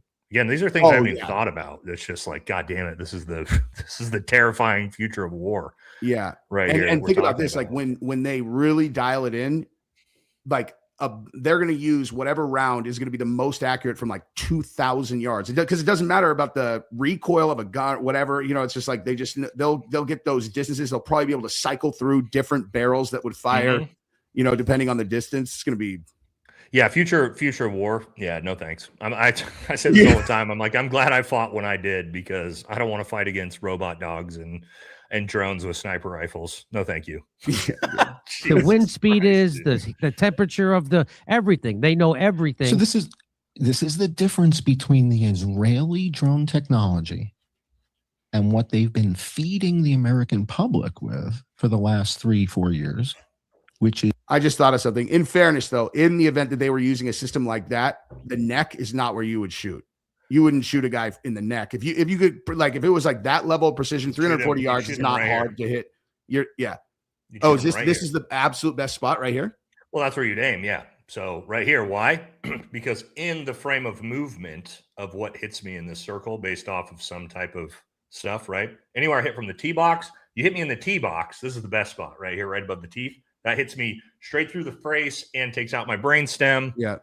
There's no more. But if I'm right here, right, there's also what? I can hit you in the heart. I can hit you in the tee box. I can basically everywhere is going to hit you in the spine, brainstem, brainstem. Also, if I'm here, Jesse, look at how much space I have across, up and down, to still hit you in a lethal area if that's where I'm aiming, right? Yeah. So there's a lot of margin for error here. Okay, so that next shot actually is plausible then. Well, yeah, based off margin of error, but comparatively, like I'm not going to aim at the top of your head as a human ever. Why? Because one, look what the head does. As somebody's talking, right? That's moving around, right? Whereas this, I could move around, but look at my C-spine or my sternum here. As I do this, it's not a whole lot of movement, right? This is a small target. So why would I aim here? And also the sternum or the skull is the strongest bone in your body outside your sternum here. So yeah, you're going to aim somewhere right here, or if you're really good, right into the tee box, somewhere in that space here. So. Yeah. And I mean, obviously if it's Tyler Robinson, it doesn't apply, but like a really good shooter, 340, probably put it right through your front teeth if they want to do. Oh, for sure. Yeah. From 140 yards. Oh, I was saying from 340. If they were, for 140, they'll put it 300 yards. Yeah, that's still 300 yards is a basic shot, right? You got kids at basic training that are shooting out to 300 yards for sure, dude. Is you not South Phoenix PD? Oh, that was about like okay, yeah. Oops, hang on. This one's me. Oh no, he's talking to you though, but through me. Go ahead. You can take it. Let's see. Nate, one of your mods must have banned me because I can't buy super chats on your channel. Good humor requires going to the edge of what's permissible. I know the limits what I can't account for are overly sensitive mods. Well, they wouldn't have banned you. They can't ban you. I'm the only person that can ban you. So if you're banned on my channel, it's because I banned you. Oh shit. And if I banned you, it's because you were being disrespectful to somebody in my chat or one of my guests. So I could testify that would be very unlike Fuzzy Balls. He's an MVP. Let me although I don't see you. I don't have a very big ban list, and I don't see you on it. I'll look after this. I don't see you on my. I don't have very many people on my ban list, so I don't. Fuzzy, if you're trying to super chat Nate from my channel, you can't. You have to go to his channel to do it. Okay, I'll look after this, brother. But okay, yeah, so this person did Laughing Disco Sunshine RFK Sunshine. I have no idea what any of that means, but with the jewels. This one's you. Been watching you, Jesse, and Heavy Duty. The Hunter interview was your best ever. Thank you so much. You brought out the best in him and yourself. Please, an in-person range day with him. Greetings from Denmark. Yeah. So, I mean, Hunter was. People get mad at me when I say this. I actually like him. The more, I think he's a much different person than we were told. You know what I mean? Yeah. But it's my funny buddy, how that works, right? Real sharp friend of mine was saying, he's like, dude, he could potentially win if he ran for president because of the he's like a person that they can relate to his struggle, all that stuff. That, and he's funny, right? If you watch that interview, you'll be like, this dude's actually pretty funny, and he's very good at speaking. He's very endearing. It's very surprising. So, but yeah, he's gonna have a tough time in an election though, where it's like I don't think he's interested. He's not, yeah. But AOC is the current front runner on Kalshi to be the Democrat. We talked about that last night on my show. I've been saying that for 6 months, Jesse. That they're gonna run her. That she would be the candidate. I've been saying that since she was like 2%. My chat will tell you. Chat, have I not been saying that forever? That AOC is going to be the Democrat nominee. We talk about it all the time, and now she is the front runner. I saw her interview like when they were not saying that that's my choice. Chat. I'm just saying that's who I think is going to be their choice. Dude, I saw an interview where she was talking about how like something about woke, like she's all woke one. She's like, we're not standing by any of those ideas that we had shared. She's like, that's like before. We're not doing that anymore. We're like, that was 5 minutes ago, dude. Yeah. that was 5 minutes ago. She's an interesting one. It'll be interesting to see what pans out. But also, like, with elections, dude. 2 years out, a lot can change in 2 years. I was watching apparently like her and her boyfriend broke up, and she went hard in the paint on him on social media. She was like, he doesn't respect women. He's a loser. Yeah. I was like, Jesus, man. So, well, that'll be interesting though, because first female president is one thing, but a single president, you never see that, right? That's true. That's almost like a requirement in politics. Like, you got to have a spouse and kids, right? You got to have. Because what does that show? Someone at least can like live with you, and you're not crazy. You know what I mean? So that'll be interesting because that's usually a political requirement is having that. Right. I'm surprised that they lasted that long, honestly. Usually, if like this is just my observation, I don't have any data on this, but like if a female in a relationship all of a sudden becomes an extremely huge success, and that's not where they were when they started, that usually ends bad. Lauren Boebert was in the same exact situation. That's really interesting. Ilhan Omar, exactly the same. AOC, same. I don't think it's Like I know, I don't think it's those women in particular. I just think that is just what happens. Sort of emasculating for the male partner, you think? Yeah, and I think because like, listen, there are women who date or marry guys that don't work, and that's like, and they're the breadwinner, and it works for them. Right. But if you're in a relationship where that's not the case, and then suddenly the girl is like a congressperson or a whatever, usually that falls out. I from my kind of, I could see it different if like you meet that person and they are famous. Like, exactly. If you meet Scarlett Johansson, exactly, and well, that's Scarlett Johansson. She's famous as fuck, right? But if she was a waitress when you guys met and you were both trying to be actors, and then she became Scarlett Johansson and you're still just a waiter, I could see that being. That's exactly what it is. I mean, just imagine what that would feel like if you're, like when you get together, you make, I don't know, $200,000 a year, and you think you're balling. You're like, I'm going to take care of you, take care of your kids, take care of whatever. And then all of a sudden she's like globally famous and she's pulling in $7 million a year. And you're like, this has changed the dynamic of our relationship. Shut up and think. What's up, my dude? You silly guys just don't know how to use inductive reasoning yet. Nate, please come on my show, bro. Love you guys. This is good. He's good people, dude. I did his show. It's fun, dude. Oh, okay. I'll talk to Jesse after then. Cool. This one hiding how did the jewels transition? Is that money? Yeah, they're like, I don't know. Me and Matt from Trigger Smart talked about it, so I was like, okay, I'll turn them on. I don't know. I might turn them off. I got to talk to chat and see if they like the jewels or not. I don't know enough about them. Did they explain the security guys' hand signals? I've talked about this. So I have like a 40-minute breakdown of all the security failures. If you guys are interested, you should watch that video. Trauma medicine, like everything that went into the failures from a physical security standpoint. I think it's a pretty good video on that. As for hand signals, I do not think that what you're seeing there is hand signals to a shooter who is 140 to 300 yards away. It's unlikely.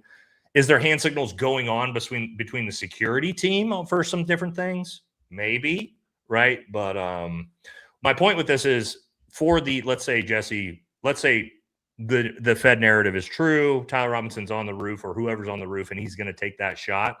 That shooter is not waiting for a hand signal in this environment. Right. He is going to take that shot the second he has that shot available, and he's going to get the fuck out of there. So that's all I'm trying to say with this. It would be another piece of human behavior that would indicate foreknowledge and something that can't be explained by single trans activist shooter on the roof. I'm not saying that they were not giving signals to each other and different people in the security team. I just don't think that those hand signals are being relayed to a shooter for him to take the shot, which some people have sort of suggested. So it could be one. Does that make sense? So as I just said it out loud, I realized they could be giving hand signals to each other that are unrelated to the fact that Charlie's about to get shot, and it's just a fluke. Or related. I think they're related for sure, but could be. But they're Frank Turek, 140 yards away, is not giving hand signals to the shooter. He's going to take that shot when he's got the shot. Right. Yeah. He's like, here's the bill. He's ready. Hey, it's time. Yeah. Shoot it. Right. Yeah. No, that's not how that would work. Yeah. Jules, mic drop. This one's you.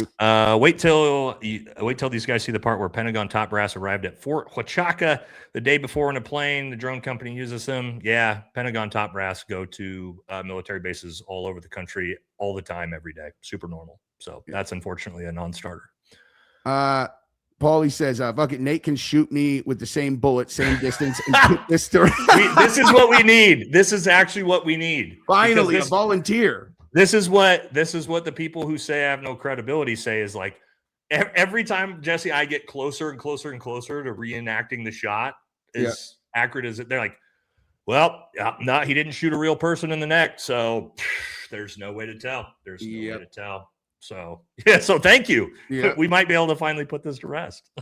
If you want to go out, it's a lot better than doing like a mass shooting and then doing it to yourself. You know what I mean? Yeah, that's a terrible joke. Jesse, treat Gabrielle on me. Thank you very much, Fuzzy. Nice. Good people, dude. Finger heart, Jules. Jules. Like, so what? They're only allowed to use 2 words. I don't understand. No, Jesse. So go back to that. Okay. See how it says finger heart? Yeah. So this is StreamYard.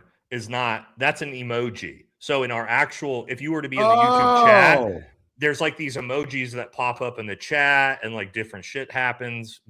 All we see on StreamYard is it says finger heart. Okay. Yeah, okay. but they are seeing like interactive different things. Okay, so that makes much more sense. All right, I'm gonna read. I thought that for a while too. I was like, what the hell are these? Yeah. And then I'll show you guys some of the hospital stuff here. We need another test shot. 142. Oh, what's up? It's just 0. 142 yards, 9-degree slope. But first, you have to shove a 30-06 in your jeans and walk 1.5 miles. Then take a single cold bore shot and hit the target. Oh, also, and then somehow have degraded DNA on it when it was down your fucking pants, dude. You didn't sweat on it, no skin cells, no nothing, dude. It's just it's degraded for some reason. Also, you got a low crawl with it from a camera behind you while not letting the camera see that you have a rifle with you while you're low crawl. Yeah, and you need to throw on a black parka that for some reason you were definitely not wearing in any of the other. Isn't that crazy that we just kind of skipped over the fact that he obviously has a giant black jacket on that we just don't know about? Yeah. Nobody's talking about that. And no one ever explained why they think that the maroon guy and the black shirt guy are the same person. I don't even why do you think that that's the same person? They changed clothes. Why did you? I mean, it's so weird. Well, because they said he did, and then we found out he didn't. Right? So. Yeah, exactly, dude. All right, so here we'll come back to these shortly. I just want to. I made the fucking headline about the hospital, so I want to make sure that I get to this. Stuff. So, there was one thing that I actually wanted to show also, though, which was this. So I don't know if any of you guys remember this, but hey, I got to piss real quick, Jesse. Go ahead. Yeah, rock and roll, dude. I'll pull you back up when it's when you're back. Okay, so this says, can we all just say what we know? I'll go first. On the morning of 9/10, there was an Instagram video that Erica Kirk recorded with Charlie Kirk together in Orem. It was removed from Charlie Kirk's Instagram later that day. Did you see it? Use my comment section to tell us what else you know. So I don't obviously know. Where are the comments? Oh, because I'm not logged in. Okay, whatever. But there was a bunch of people who said that they remembered that exact thing. I don't know if you guys did, but chat, do any of you guys remember seeing that? Because that's weird.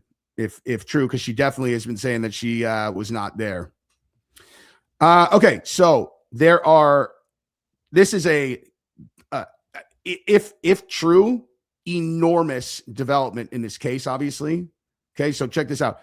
In a TikTok video, a woman asked where all the people who worked in the ER at Timpanogos Regional Hospital. She got the answer. Someone communicated or commented that her aunt works there and they had to sign an NDA 6 days before Charlie died. Her aunt has worked there for 23 years and has never had to sign an NDA for any reason. And then there it is right there. And then, dude, so all the comments were deleted from this other one. You guys saw that, right? On this one, all the comments are gone. And on this one, they're all there. Okay, that's super weird. That's super weird. I don't know if this is true, but this is the one this is like the actual video. So check this out, okay? Because this was I actually spoke about this when they started talking about the hospital and the report that they pulled a bunch of people, like they pulled everyone out 2 hours before Charlie was shot. And I remembered that this had happened. And the other thing that I think is notable is that no one ever disputed that. Unless I missed it, no one disputed. No, it just kind of like came and went. And we were like, that's crazy. Yeah. And I just ignored it, where you're like, all right, that's weird. Surfacing. So this is adjacent to that. And then also Project Constitution put up a video that I'll show you guys today, which is supposedly taken from the hospital window on 9/10. I don't know if he verified the anyway. Again, this video came out months back. I don't know exactly when, but it is from Timpanogos Hospital grounds. Someone was sitting there eating lunch and witnessed all this going down. Now, he says that one of the SUVs pulled up. One of the interesting things I want to point out here is they did not pull up to the ER department. the emergency department. They went to surgical. There's a entrance at the surgical side, and that's where they pulled up to. And remember, there was that the report also that someone said that day the surgeon or whatever, they were going to be booked, like there's going to be a massive thing going on later, and that was in the wing that she's referencing also. Not the ER. We know this is Charlie's SUV because he says that someone got out the back hatch. He makes that very clear. Yep. And I've seen this video. She's going to play it in a second, but I've seen that. It's accurate. It was not the back seat. It was the back hatch that someone got out, and he was wearing a white hat. Now, we know now. To be clear, I mean, it's accurate that he's going to say it. I'm not saying it's definitely accurate. Right. I don't know anything about anything. That was Frank Turek, because he has given many interviews about not having any room to get into the vehicle, so he had to jump into the back, have the hatch opened, and get into the back that way.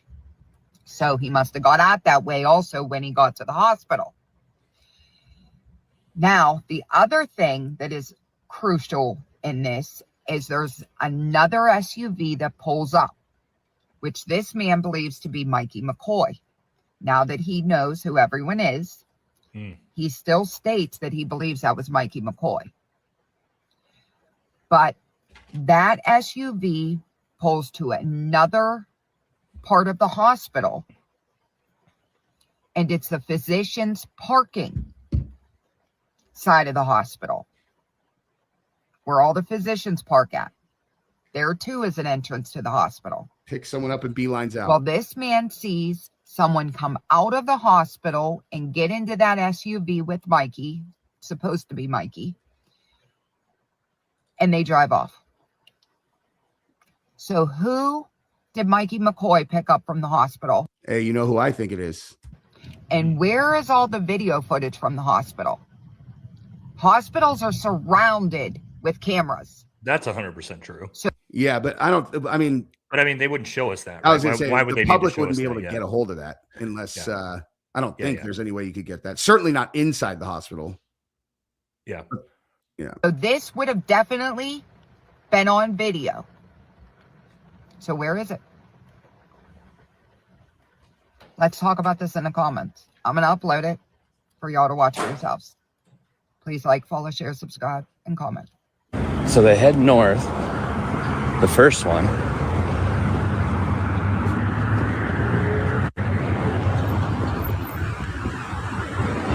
And they pull in right over here where it says ambulance. Right here.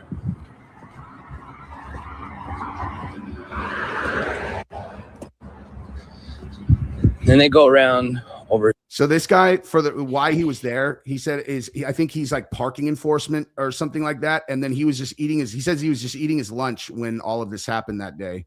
And he witnessed all of it. And then because this video is like, this happened.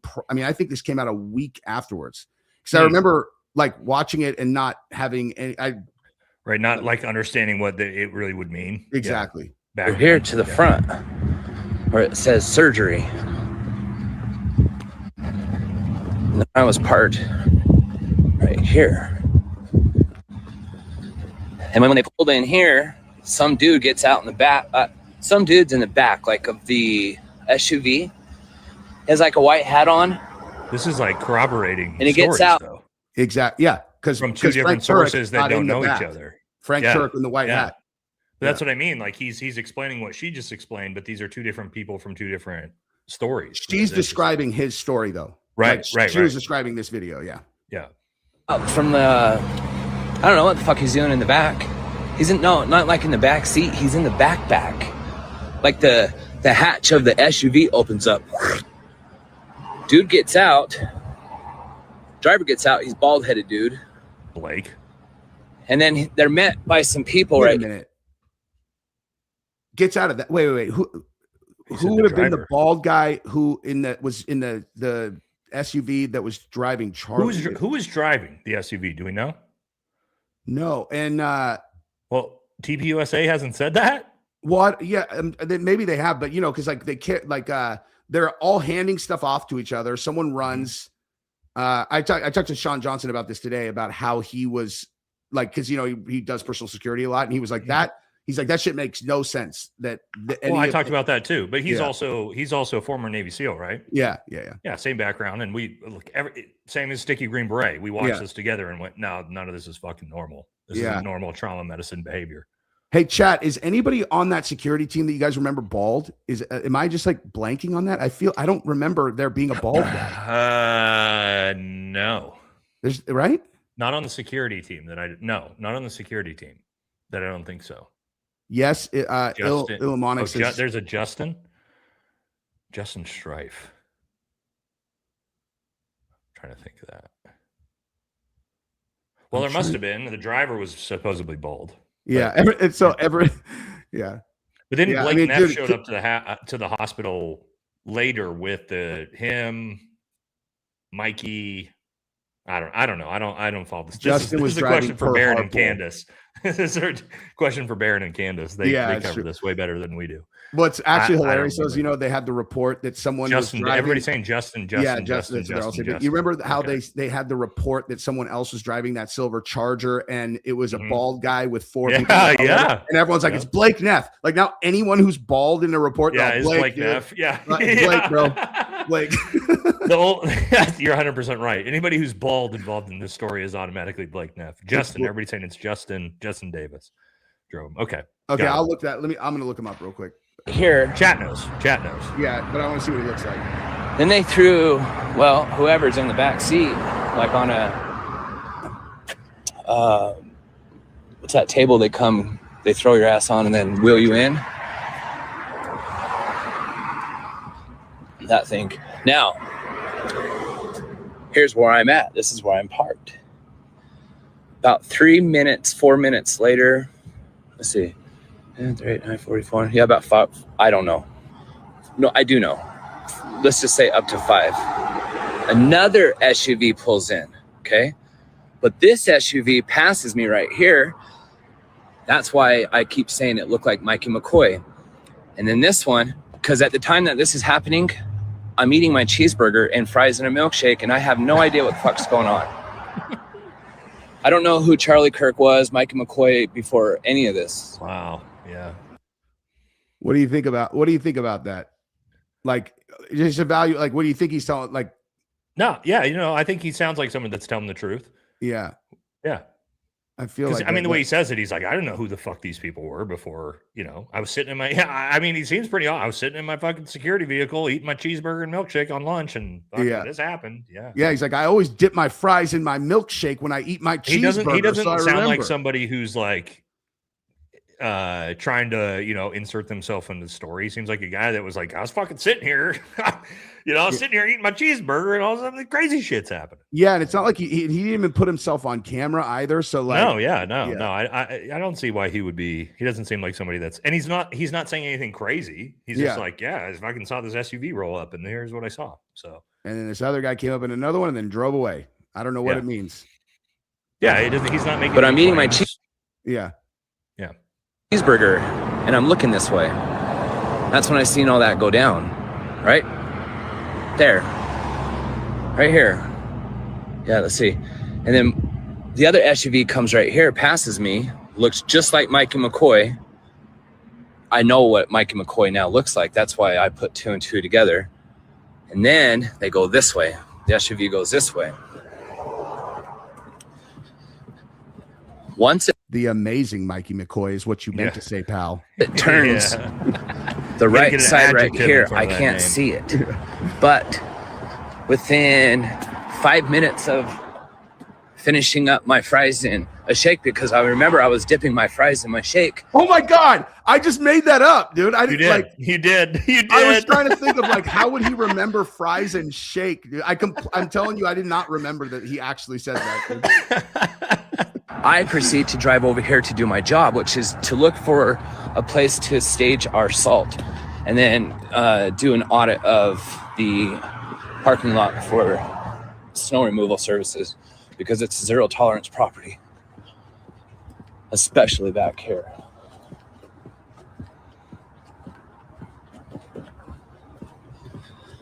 And then that SUV was down there by the physician's parking where you can't go in. And it parked right to the side of that building. And then that's when someone came out and got in. Then they left right here, pull out, and they head south to 800 North, and then make a right. Hey, Yenzers, how's it going?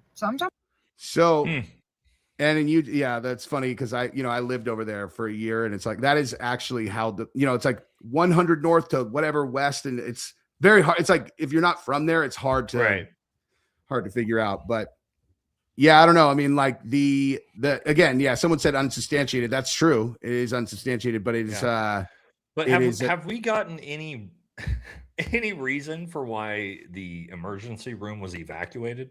No, and that's what this is. That's not a thing. Yeah, Jesse. it's not a thing. So this is supposedly Project Constitution put this up. I mean, it's, obviously that guy just did that thing last week where he kind of like he trolled him and and yeah, you got to be careful with of course. But PC is not always the most accurate source of journalism, but this is reported to be a video from the hospital and on 910, and there's like a school bus or something that was supposedly moving people around, so we can watch and see what this looks like. The hospital, there's a lot of people walking around, American flags, and then there's a large group on the corner there with a whole bunch of American flags, and there's just people. Wait, what is this from the Yeah, I'm sorry, let me read the accompanying post. It says when was this from? It says school bus visible outside Timpanogos Hospital on September 10th. Does this confirm Candace's tip that patients were bussed? A witness who was locked inside Timpanogos Regional Hospital with his family the day Charlie was killed just provided me new original raw footage. The video filmed from the room upstairs. A yellow school bus is clearly sitting outside the hospital. Listen, if this is if the metadata verifies that this actually was taken on 910, then this would be, if it's just like 10 a.m. right here, this would be a big deal for sure. In the video filmed from the upstairs, a yellow school bus is clearly visible outside. Previous reported tip ER transfers allegedly beginning around 11:30 a.m. No, I think it was actually 10:30 a.m. because Charlie shot at 12:30, right? It was 2 hours before, is what she said, or somewhere around there. Yeah. Anyway, so let's see what this guy captured. And around the whole perimeter of the hospital, there's cars with like flags like all over on them. I mean, you can see the flags on those trucks, and he's in a hospital. Yeah, I mean, you can see right there. I could literally see the flags on the truck, but yeah, this is definitely the hospital though, because there's right. Yeah, for sure. But like, is this from the time that he's saying it? I don't know. Right? No We'd idea. Have to have the metadata prove that. People out there. Yeah. I also want to mention a little bit more about this hospital. Another very interesting tip that we received, and I believe this is a potentially explosive lead. And in the interest of protecting the source, I'm going to remove the narrative and just tell you the facts regarding what allegedly took place. Now, many of us have noted how odd it is that there were no eyewitnesses to the extremely erratic, chaotic, and utterly improbable ER scene that was depicted by Brian Harpole, where are the witnesses? Where are the witnesses to the events that took place that day at Timpanogos Hospital? Where are they? That's a scene. Didn't they see him doing that? Didn't they see Dr. Harpole House? Well, listen to this. I am told that at some point in the 10 o'clock a.m. hour on September 10th, so to be clear, and this is crucial, over 2 hours before Charlie was shot, the Timpanogos hospital staff directed everyone who was in the room into a different wing of the hospital. People were not sure what was going on. If that's true, bro. If this is true, I'm sorry. This is not something that happens at a hospital. I'm not saying it like I don't know, right? I have no idea. It's so ridiculous and it's so out of regulations. There's literally no time you would have ever seen this happen ever at a hospital. No. If it's true. If it's true. What the Yeah. What the fuck, dude? If we evacuated that's true, the emergency room 2 hours before this happened. Just the coincidence. Think about, let's say that's a coincidence, Jesse. Yeah. It's a coincidence that for whatever reason they had to evacuate the emergency room at a hospital that just coincidentally 2 hours later Charlie Kirk is shot in the neck and all of this happens. That's a pretty wild coincidence if it's true, right? If it's true. Who knows if it was verified, that would be one of the, I mean, that would be just, for me, I would be like, I'm right for sure. You know, where it's like, because like, if that's true, that they evacuated the fucking emergency room 2 hours before Charlie was brought in there, I would probably throw my hands up and be like, okay, we're in ridiculousness land. You know what's interesting too, though, is he said that they went around to the surgical area, and that would actually make sense because you can't control who's going to come into the ER, right? Like if you need that's the whole point of the ER. The ER is you don't know who's going to be there. The surgical wing, you can schedule around it, you can clear it out, and it's a controlled environment. Right. The ER would not be, you know? Yeah. What's the longest you've ever had to wait at an ER in an emergency situation before? Pretty long. Not for me personally, but like family member, couple hours. Yeah. Depending on how busy it is. Yeah. We had to take Genevieve in like a month, maybe 3 months ago when she had a really serious concussion. She puked like 50 times. Super scared. There was no one there. But I one time had to bring a guy in who lived with us when Gabrielle and I were first together, and he ended up having encephalitis and meningitis simultaneously that he got from having the West Nile virus. And we just happened to like come back to our house to pick something up, and he was in the kitchen. And like, have you ever seen someone with a brain infection before? Have you ever seen, dude, his eyes were this big, and he was just like, he's all, he looked like someone had spiked his water with like 10 times the dose of ecstasy that anyone should ever take. And I was like, have you taken anything? And he was just like, no. And I was like, because we were just going to go meet my friends. I'm like, I don't think we can go. I think we got to take this guy to the fucking hospital. Right. So we took him. Yeah, we took him, and then they weren't taking him in, and we're like, dude, I think this guy has a really serious problem. And we were at a Kaiser. My dad worked at Kaiser. I called my dad. I'm like, you need to get this guy in. Like, he's going to die, man, I think. My dad called, they got him in, and it saved his life. He ended up in there for 3 months. This guy was already skinny. He lost like 30 pounds, dude. He had to learn to walk again, all this shit. He got a West Nile virus, and we because we made a joke about it. We're like, oh, West Nile virus, you know, because normally most people don't have anything happen. And he was one of those. That's crazy, dude. Yeah, dude. He would but I mean, like, you factor that back into what we're talking about here with an ER. Yeah. Do you know, let's think about why would they evacuate an ER? If they were going to evacuate an ER, an emergency room, it would be because there's something massively wrong. You got an electrical problem, a fire, right? You can't treat people because of XYZ. We can't treat people here, and we need to evacuate them out there. So you wouldn't evacuate the ER just for an hour later, more people to be brought into the ER. Yeah. Yeah, especially like you move everyone to another wing. No, that's not a thing.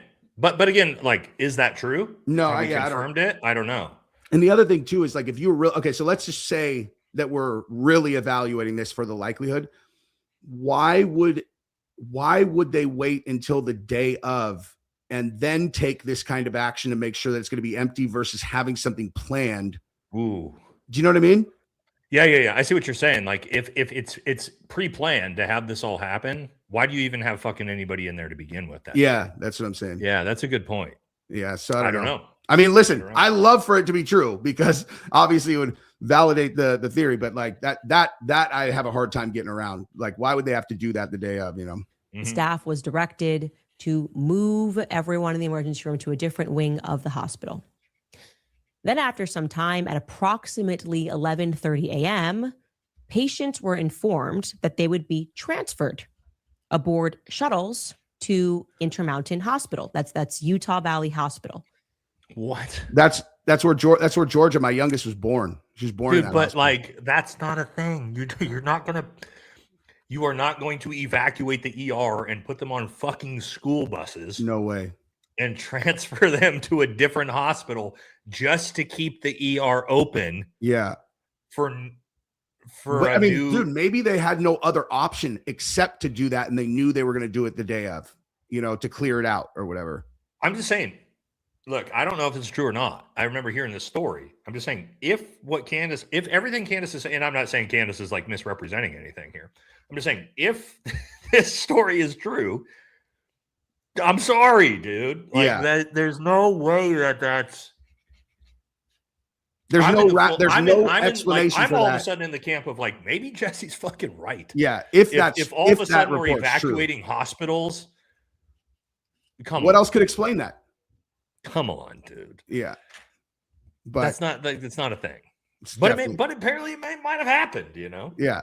Well, and one thing is like someone was saying she hasn't shown any proof, but the thing is like, then this is important when she talked to Andrews. It's like she's not saying she knows, but she's saying she was given a tip about that. Right. You know what I mean? Yeah. Yeah. No.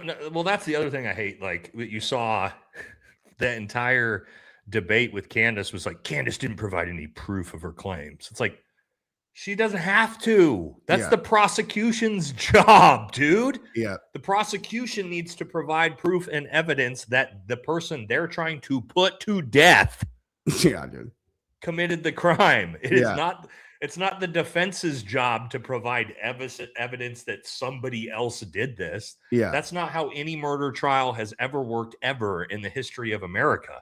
Yeah. No, it is incumbent upon the prosecution to prove the person that you were trying to put to death committed the crime. Yeah. Right? Not the other way around. So that's what's so crazy to me is the other side's like, prove it. And it's like, no, I don't need to prove it. All the defense needs is reasonable doubt. That's why that term and phrase exists.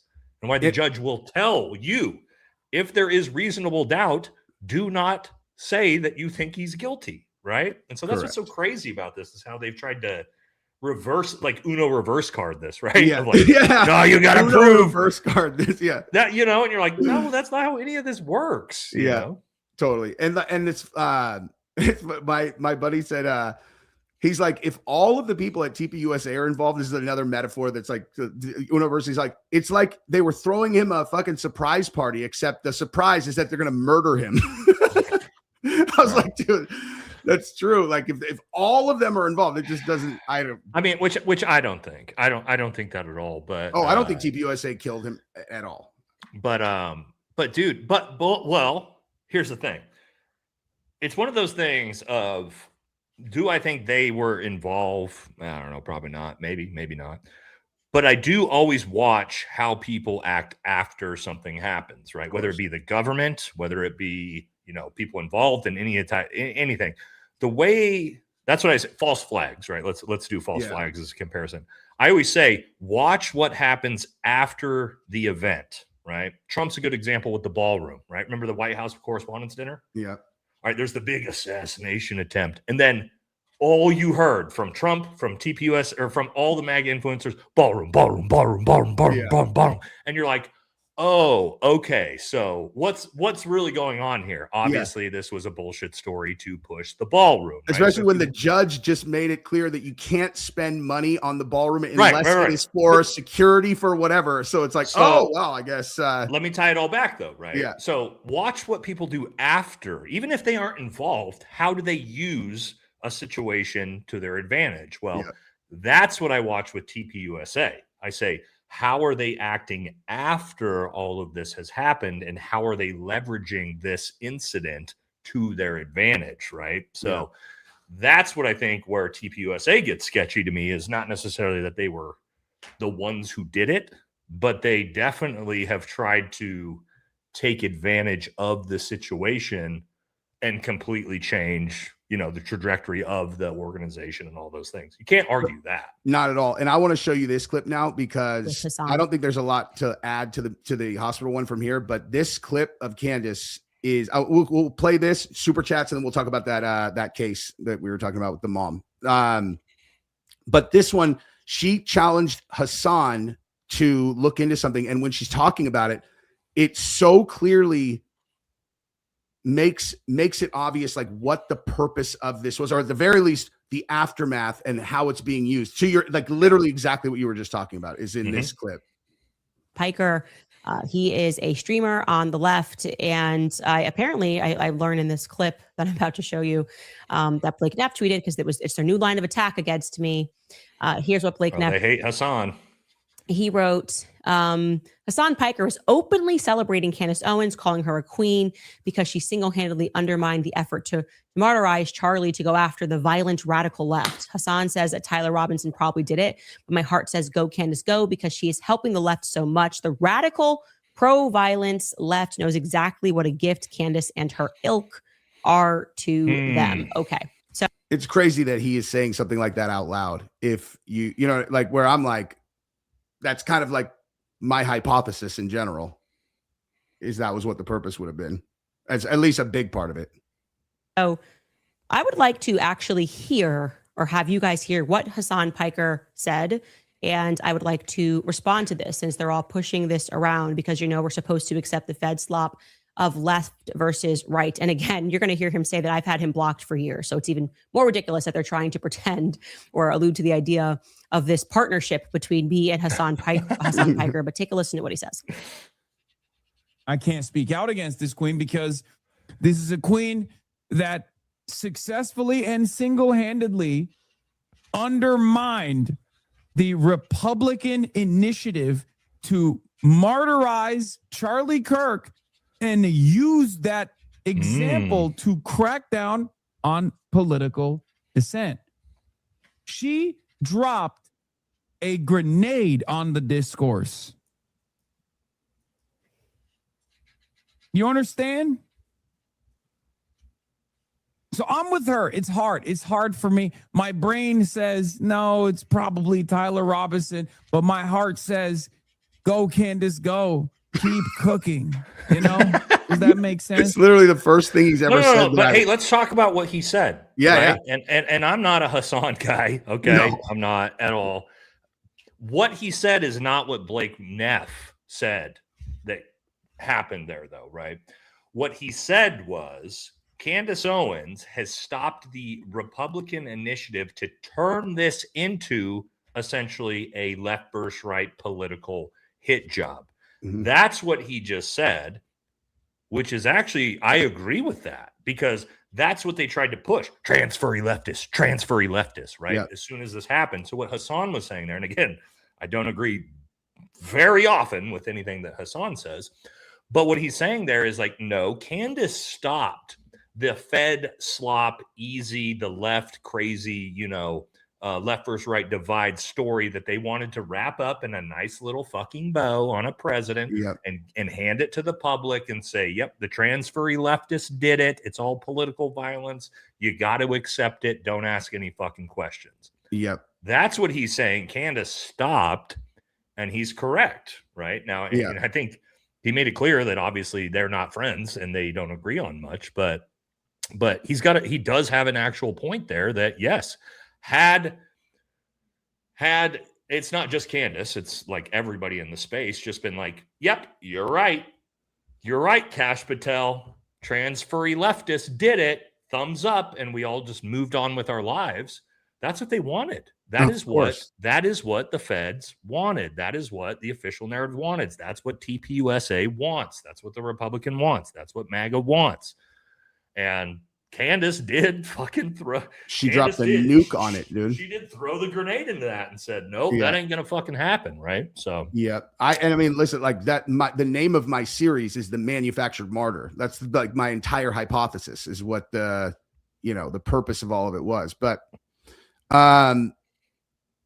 love that, right? If somebody on the left says something like this, they're going to use that immediately, right? Because this is the whole point of this stuff is to create division, is to create this artificial left-right divide that doesn't actually exist. That's my biggest thing that I say. I reject left versus right completely from now on. Like I refuse. If there's people on the left that are like, trans the kids and like burn down the cities, I'll be like, fuck those people. But I'm just done with the two, like a somebody had a good comment here, Jesse. If you see it, somebody said for Candace, it's not about left versus right. For Hassan, it is. I'd actually agree with that. I would agree with Hassan looks at this as a politically advantaged situation for him that detracts negative optics on the left. And he likes that Candace Owens is doing this because it's even For like, sure. I don't think I think that's a great comment. I don't think he is doing this out of the goodness of his heart. No, whereas not I at do all. think Candace is actually. So I think Correct. that's a great Candace for Illuminok that said that. I think you were right on the money with that. I totally agree with that. And Great again, comment it's on like, that one. yeah. I am well, let's hear her comment afterwards is great. I can't like her tweets because she blocked me many years ago. This is before she became our hero. Okay. Many years ago, Candace Owens blocked me. I've not been a fan of Candace Owens. I am a fan now. I'm not exactly sure what I am supposed to have a problem with. And this is kind of the running themes of what we are seeing in Brandy Zajazny's article is that essentially they are saying Candace ruined an opportunity to pin this on the left, however wrongly, Yes. to unite the Republican, to create this sort of Republican initiative to just start attacking the left, however wrongly, doesn't really 100%. matter. After Republicans were kind of fractured because people. It's like if they didn't do it, then she's like, 100% right. If She's they didn't do 100% it, fucking right. It was. It's obvious that was the goal.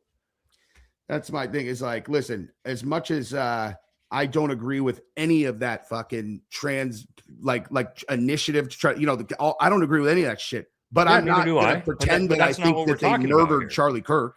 Right. Yeah.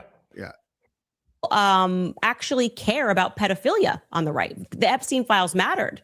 Yeah. And we weren't accepting this idea. Get focused. Midterms are around the corner. Ignore the Epstein files. We said, no, we are not going to ignore children being harmed. We're not going to see ourselves as just Trump supporters who should be supporting him no matter what.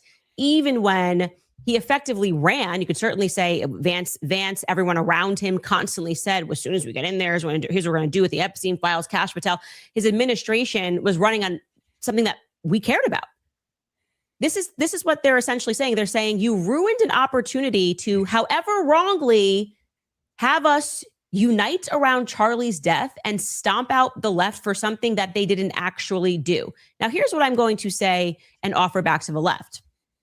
All I did here was pursue truth. I didn't do this for the left. I didn't do this for the right. I did this for my friend Charlie Kirk because I want to know who actually killed him. And I am not convinced this had anything to do with LGBTQ rights. If I was convinced of that, I would certainly be the biggest voice against it. I think you guys probably know that. But I want you to remember this because this is not the first time, as what Hassan is describing, we had an event that could potentially, I'll say allegedly, be coordinated by the feds, which was meant to cause a left-right war. Here is your homework, Hassan Piker. Great, dude. Look into what actually happened on January 6th. You took the bait. The left took the bait. Okay, this was a different world. Yeah, I would say in 2020, I think that's when that happened, January 6th, 2020. It was a different world. We were all more divided. I count myself among that as well. But none of us were willing to take a look at the facts. And we were going, oh, I'm team left or I'm team right. And as more and more has come out about what transpired on that day, it was without question an opportunity for us to look up and see who rules over us and who benefits from that. And people were wrongly arrested. People who were encouraged to go into the Capitol on that day. If we're all seeing now for the first time that there is an effort by a minority, a very powerful minority who doesn't actually care about left or right, to seize power from citizens, full stop, by allowing something terrible to take place and then saying, here's what we must get done and here's what we must pass, a la 9/11, then we both sides, so to speak, needs to do its job and be realistic about it. So I'm not anybody's hero or anybody's queen. I am somebody who cares deeply about what happened on September 10th because my friend was killed. And I have the sense that we are being lied to about it, particularly by the federal government. How I mean, wow, she just fucking cooked. Holy, come on, I hadn't son. seen that. Yeah. Oh my God. Come on, dude. son.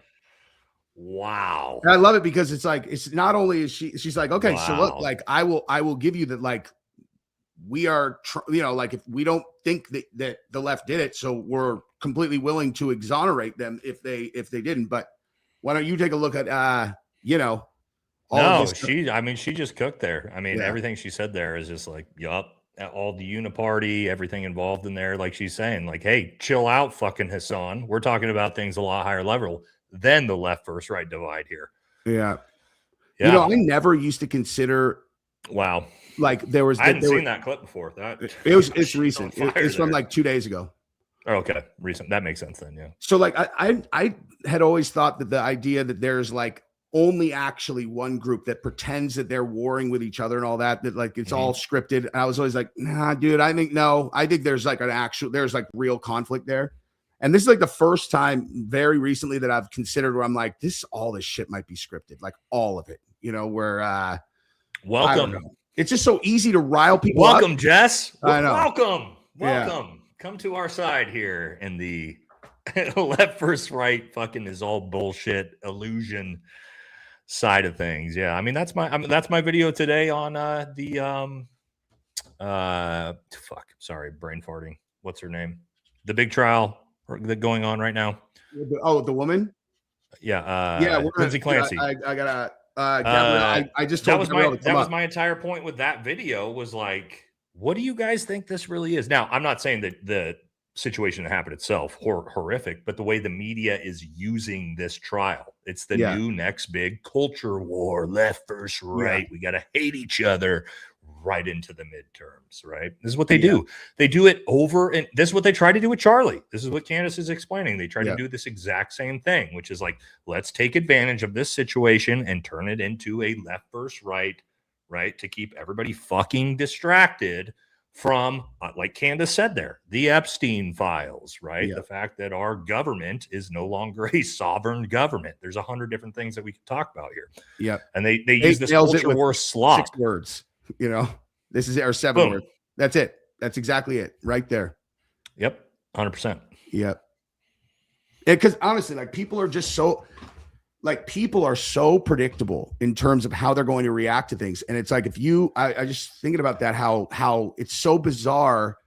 Cause like my family in the Bay Area, they are like Democrats. And it, like to the point where they're MSNBC or die, to where like things that are very clearly being like fed to them, the opposite, they are immovable on it. And it's stuff there. I'm like, how could we see this so different? And it's like I can't wrap my brain around it. Like how could, and I think all of it is by design, the exact same situation. Of course it is, dude. You know what I mean? Spun to where it's like, this is what I say to people. Jesse, think about this. Think about, people that are Democrats, I'm sure. People that are Christians. People that are Jews. You probably know people that are Muslims. People that are Black. People that are Hispanic. In your daily day lives, when you're interacting with them, are you even thinking about these types of things if they're your friends, right? Never, right? Never, right? But somehow, the way it's portrayed to us is that we're all against each other, all the time, the left versus the right, Christians versus Muslims, Black versus white. But in your day-to-day life, when you're interacting with your friends that, may have all of these different things than you never actually feel that or see that. No. And that is because I believe, and this, that's my channel, right, is pushing against this, that this is all an artificial divide to keep us distracted from the elite apparatus that is fucking raping us, dude. That's that is what it is. And it's like, if we could ever just stop for a second and do what Candace just did and be like, hey, thanks, but no, we are going to be focused on the issues here. This isn't left versus right. It's not any of these things. Dude, we could probably fucking fix everything, but they don't want that to happen. You know what I mean? That's the uniparty, the people in power. They want to keep us divided. Yeah. And this is the most recent super chat. We'll go back and we'll pick up where we left off. But Brian Horpel said on the Sean Ryan show that the ER was empty. Did he? Wow. I was just talking to Sean last night. I need to ask him about that. That's fucking. Hey, you know what else you should ask him about is hey, did you find it weird that Harpole didn't know whether Charlie had a pulse in the SUV when you asked him about that? You know, like he asked Harpo. I need to watch back Pulse, that episode. and you watch Harpo kind of go, you know, because you realize at least my hypothesis is that he goes, Sean is an operator. He knows I have to know the answer to this, and I don't know what other people said about whether or not he had a pulse in the car or whatever. You know, like because it's like because he said he doesn't know, and you're like, how the fuck would you not know that? You know what I mean? Well, you would if you know anything about trauma medicine. You know what I'm constantly checking on you is your pulse. Yeah, and you know why? Well, you know, I might want to check your radial pulse, and the reason why I'm checking your radial pulse is because if you lost a ton of blood, I no longer have a radial pulse. Why? Because your blood starts to pool up into the core to keep you alive. So all of these different metrics help me understand where you are at stability-wise with a patient in trauma medicine. But you're telling me Brian Harpool, expert security team, trauma medicine, I was the one with my hands in his neck. You don't even know about clean hands, though. Clean hands. You don't even know about the basics? That's not good. That's not good. That's weird. Robinson has not entered a plea. Is that true? No, not yet. No, he didn't have to yet. Stay hydrated. Stay hydrated. Those are the Jules memes. I'm like, I am. I got my Gatorade right here. Gold coin. Gabrielle is coming to talk about the trial with us because. Okay, awesome. Yeah. It's hot in here. No, everywhere. It's cooler. Dude, our AC, like half of our AC broke. So like downstairs, it's hot. It's 103 out. It's 85 Texas. in my house. And you're in Texas. Yeah. Wait, what happened to the other? Here, let me figure out this screen in a second. Okay. Positive evidence. Positive evidence. Positive evidence. Positive evidence. Positive evidence. New member. Oh, welcome, dude. That's Anna Wilson, dude. Yeah, I just dropped an amalgam of new members only stuff that is all this old stuff that I had private. I'm talking. I need to start. I need to start my members only stuff. Yeah. Chat. We were going to do it tonight. I don't know if we're going to get to it. 10 Jules. Great show so far. Great work. Thank you so much, dude. I know that's what I was saying is I need to set up like I need to add a new screen. Whoops. What just happened? There's like, dude, there's always there's one where Nate, there's like one where we have smaller, like where we're not so like zoomed in. It like disappeared. On wait a minute. Let me do this. And then what the fuck? Yeah, there's the box versions. Yeah, but I don't see anyway. I'll figure it out here in a second.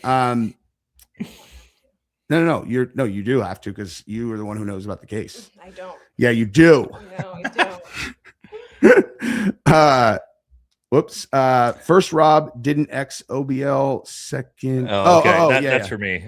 First, Rob didn't kill an OBL. You should do a full show with experts for each thing. Okay, yeah. Like I wouldn't know about that. One of my good friends is Brent Tucker, who he's suing. I know 1,000 times more about all of this than you do. Did Rob kill OBL? Probably not. Was he the fourth man in the room that shot his dead body? Most likely. Does that really matter for when we're talking about the credibility of Rob O'Neill, who has multiple silver stars, and whether I like him or not, which I do not personally? Does that take away from his credibility as a special operator and a DevGru operator? Absolutely not. Go fuck yourself. Don't pretend like you know anything more about that than I do. And the whole thing about questioning, questioning Rob O'Neill's street cred on this is like, dude, he was on the Osama bin Laden raid. Like that's my point. He was on the Osama bin Laden. That's completely irrelevant. Do I like Rob O'Neill personally? No. He's suing one of my good friends. Does that mean Brent Tucker will tell you himself Rob is still an absolutely fucking legit DevGru operator? Was he the ones that put the bullets in OBL first? Probably not. Sorry, Rob, if you see this. Was he in the fucking room and on the raid? Yes. So let's not pretend like he's a fucking nobody. Get the fuck out of here. SEAL Team 6, dude. Yeah, dude. SEAL right? Team 6. Yeah, let's fucking relax. That's a whole different story when we're talking about credibility, right? Gabrielle's joining us because she knows about the case that we're going to be talking about here. I don't. What's her name? Lindsay Clancy. Oh, you know about the case? Oh, well, you know more than we do. we were talking about how they're using it as like a wedge issue now, where even Matt Walsh and Ben Shapiro are arguing. Do you want me to show you real quick? I can show you. I've got them. I still have all my stuff from earlier lined up, and I can just blow through these to show you guys. Here, this one's So- yours though. You should watch the entire video on Colin's theory. The snippet you covered doesn't include any actual compelling information. I will. We I will. just, It's an hour long. I mean, it's Yeah. yeah. So Jesse, let me just run you through these. I put these in the video, right? If you pull it up so Gabi can see. Yeah. This is all you're gonna see from MAGA, right? Here's Laura Loomer. This week on Tucker Carlson, Lindsay Clancy didn't strangle her kids. Israel did it. Sarcasm. Oh wow. MAGA Oh, news. Shut up, Laura. Right. So, but let me just show you guys what they're doing, right? MAGA news.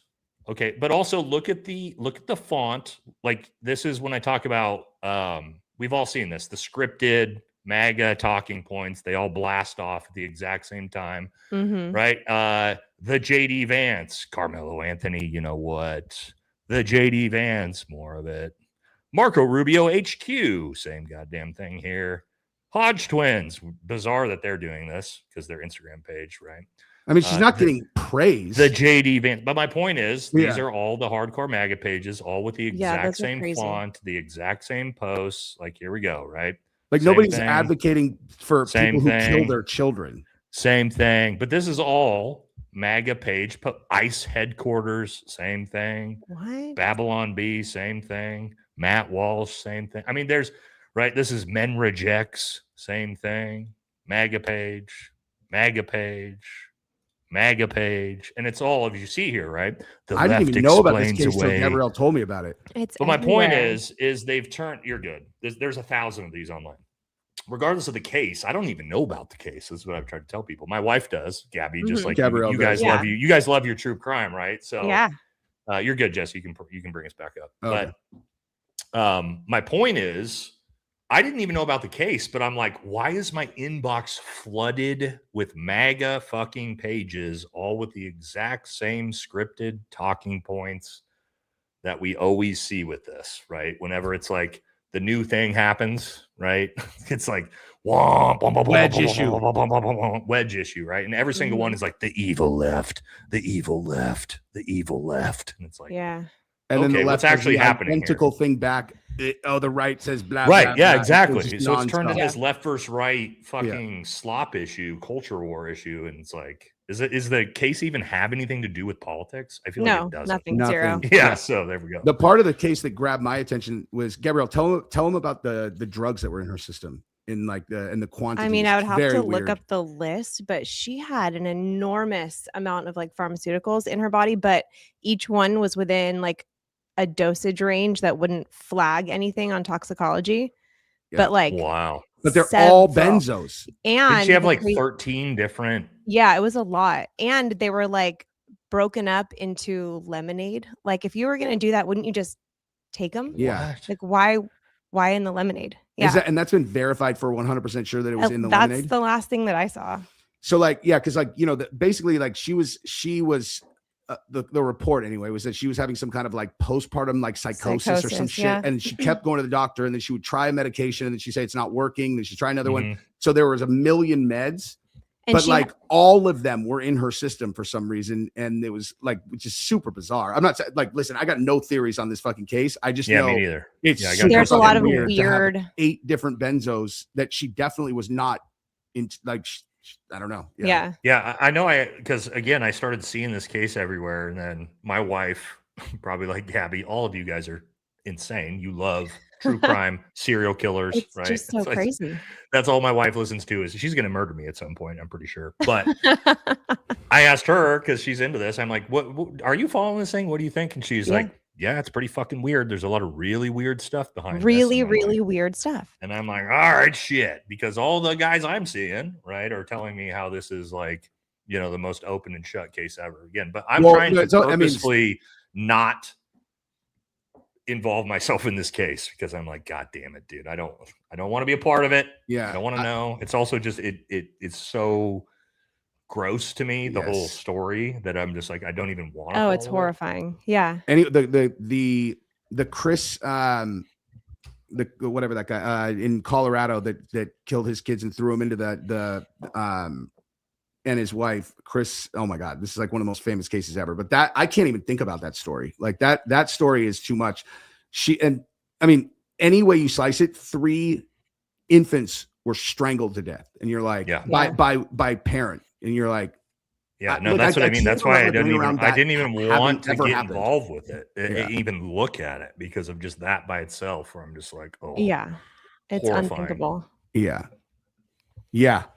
But she apparently had like these, the reason why some like I guess she's getting sympathy and like it is a very bizarre thing where people are like, where she has these journal entries about how she feels and whatever. And she's Every like, medication, how it impacted her, how it wasn't working. Like she kept copious notes of everything. She reached out for help several times. She called crisis hotlines. She checked herself into she put herself on a voluntary psych hold. I mean, like the system failed her, in my opinion, like really, really badly. And you guys know Gabrielle is willing to bury people alive who fuck with kids. So like she's not that's how my wife is too, you know. That's how her Brittany is too. actions at all. Yeah. Just Chris Watts, for the that is. record. Yeah. But it's just like, I mean, the whole thing is unthinkable. And I mean, I don't really know what to even make of the whole thing, but like it was very clear that she was completely out of her mind and tried to get help. And I mean, if all of that was like real, the husband saw it all for sure. She had like a cabinet full of various like pharmaceutical medications. Like, why was she alone with the children? Why is why is he traveling? Why is there no one there? And his girlfriend looks exactly like his wife. And that is so. Brittany showed me that, and I'm like, crazy. She showed me side by side pictures. I'm like, okay, this is fucking weird, dude. They are. So you know what Brittany did? She showed me a 4-panel picture, and 2 of them were each of the other ones, and she said, figure out which ones are which. Really? It's crazy. Yeah, without me knowing, she was like, which 2 are the same 2? And I was like, and there's like evidence that apparently, like their relationship wasn't official until after, all of this happened. But there's some evidence that it was going on beforehand and that he was just like cheating on her and leaving her while she's in the midst of like this postpartum psychosis. God, see, that's always looks so bad too. So bad. Doesn't necessarily mean he's the one who did it or anything like that, but you see that and you're like, yeah. I mean, dude, having young kids is very, very challenging in general because they require so much work. But like, and the wife is breaking down on top of that, and you're just like, oh my God. So for me, and again, I don't know anything about the story. I'm trying to stay out of it, but I just watched the reactions.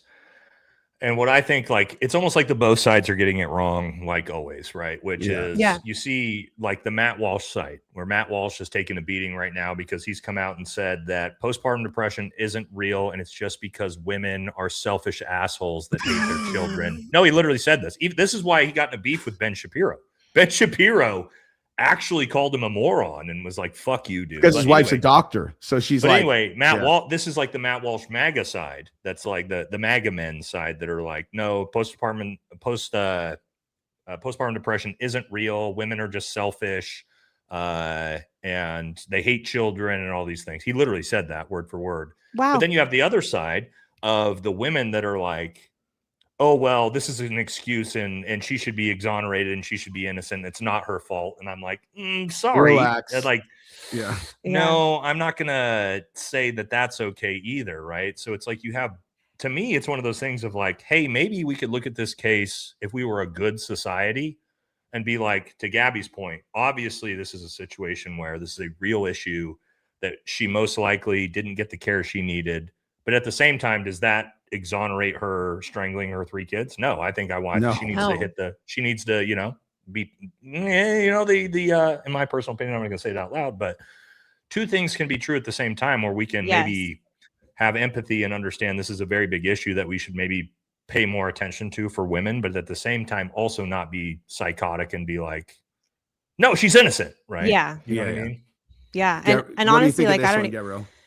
You said, Gabby, do you think her husband maybe OD'd her, killed the kids, and pushed her out the window? That's the alternative theory. That's what I mean. That's like, there's some really, really strange things with the timeline that don't add up, like her body temperature, the amount of time where like her Apple Watch was tracking her going upstairs. Hang on a second. You said the body temperature. Her body temperature was like, she slit her wrist though, right? Yeah. So if she bled out a ton, she would be at 85. But like, it wasn't enough time God damn, for see, the I don't body know anything. to drop I don't know that. anything about Yeah, this. like I she should slit her probably wrist just keep my and fucking jumped out of a opinions to second-story myself. window. Yeah, it, she I slit don't her know wrist anything about it. and then she like threw herself out the window with slit wrists and had onto snow. And was it the husband that brought her to the hospital? The husband found her and called 911. EMS came. Why But the fuck would he do that if he it's- killed her? I mean, she didn't die. I mean, I don't know, but it's like God. the timeline's just weird for her body temperature to drop to 82 degrees. And it's unclear And in the when, snow, though, bleeding out in the snow. but it right? was only like maybe 15, 20 minutes. It's not enough time to drop that much. I do agree with this though. Like when I looked at the pictures of that guy, I was like, Oh, this- he's a creep. like this doesn't mean that he's he creepy. did anything, but he looks He's like got a fucking he's got weirdo, the dude. Tyler Yeah. Robinson, the crazy Lance eyes. Twigs, Yes. Michael Crooks, like dead eyes. Which Yes. is very Exactly what I said to Gabrielle. Like is I was sociopath like, eyes. the kind of Yeah, he person does- who he can does have stand those in eyes. that environment, but is completely detached from like, Mm-hmm. like he's. I saw, I knew nothing about it, and Brittany showed me the picture of the husband, and I was like, that guy did it. Yeah, Without that's what I knowing- said. Yeah. No, without me knowing anything about the case Yeah. at all, I was just like, that fucking dude. Okay, Yeah. yeah. Yeah. I Again, mean, I'm just saying, maybe he chat, don't didn't, come like, at me. I'm just do saying it, but he certainly didn't help it not happen. yeah, he's a creepy bastard too. when Yeah. you see I him. mean, yeah, and like your wife's going through that, and she's got the kids, and you're out in New York banging a chick who's her identical twin. That's fucking Yeah. crazy town, Yeah. dude. And the new chick is like an OB, and I'm pretty sure Lindsay was like a nurse. So, I mean, Is that true? God. Oh my god! I I'll could be be back 1 second, guys. I could be Yeah. wrong. Let me double check that. But yeah, there's some really, really, really, really strange things. Like really strange things. Like the timeline, it doesn't seem like there was enough time for. Didn't he change his clothes too, or something like that? That's what I saw. I haven't verified that. Like one camera picked him up in one outfit, another one in a different outfit. But like the amount of time for her to do what she allegedly did, harm herself, throw herself out the second story window, and then being in the snow, she wouldn't have been in the snow long enough for her body temperature to drop in the time that he was gone. And if she had done that prior to the children, it's very strange, but it's also unclear when they took her body temperature. Like it's not really clearly noted if like EMS took her temperature, if it was taken at the hospital, but You said she was in the snow, right? mhm. Dude, listen, I don't have a dog in this fight either way, but like if you're laying in the snow, like even like 20 minutes just in the, like, dude, that shit hurts, man. You're wet. Mhm. And if she's not wearing proper clothing and she's bleeding out, core temperature 85, easy, I think. No. No? Mm-mm.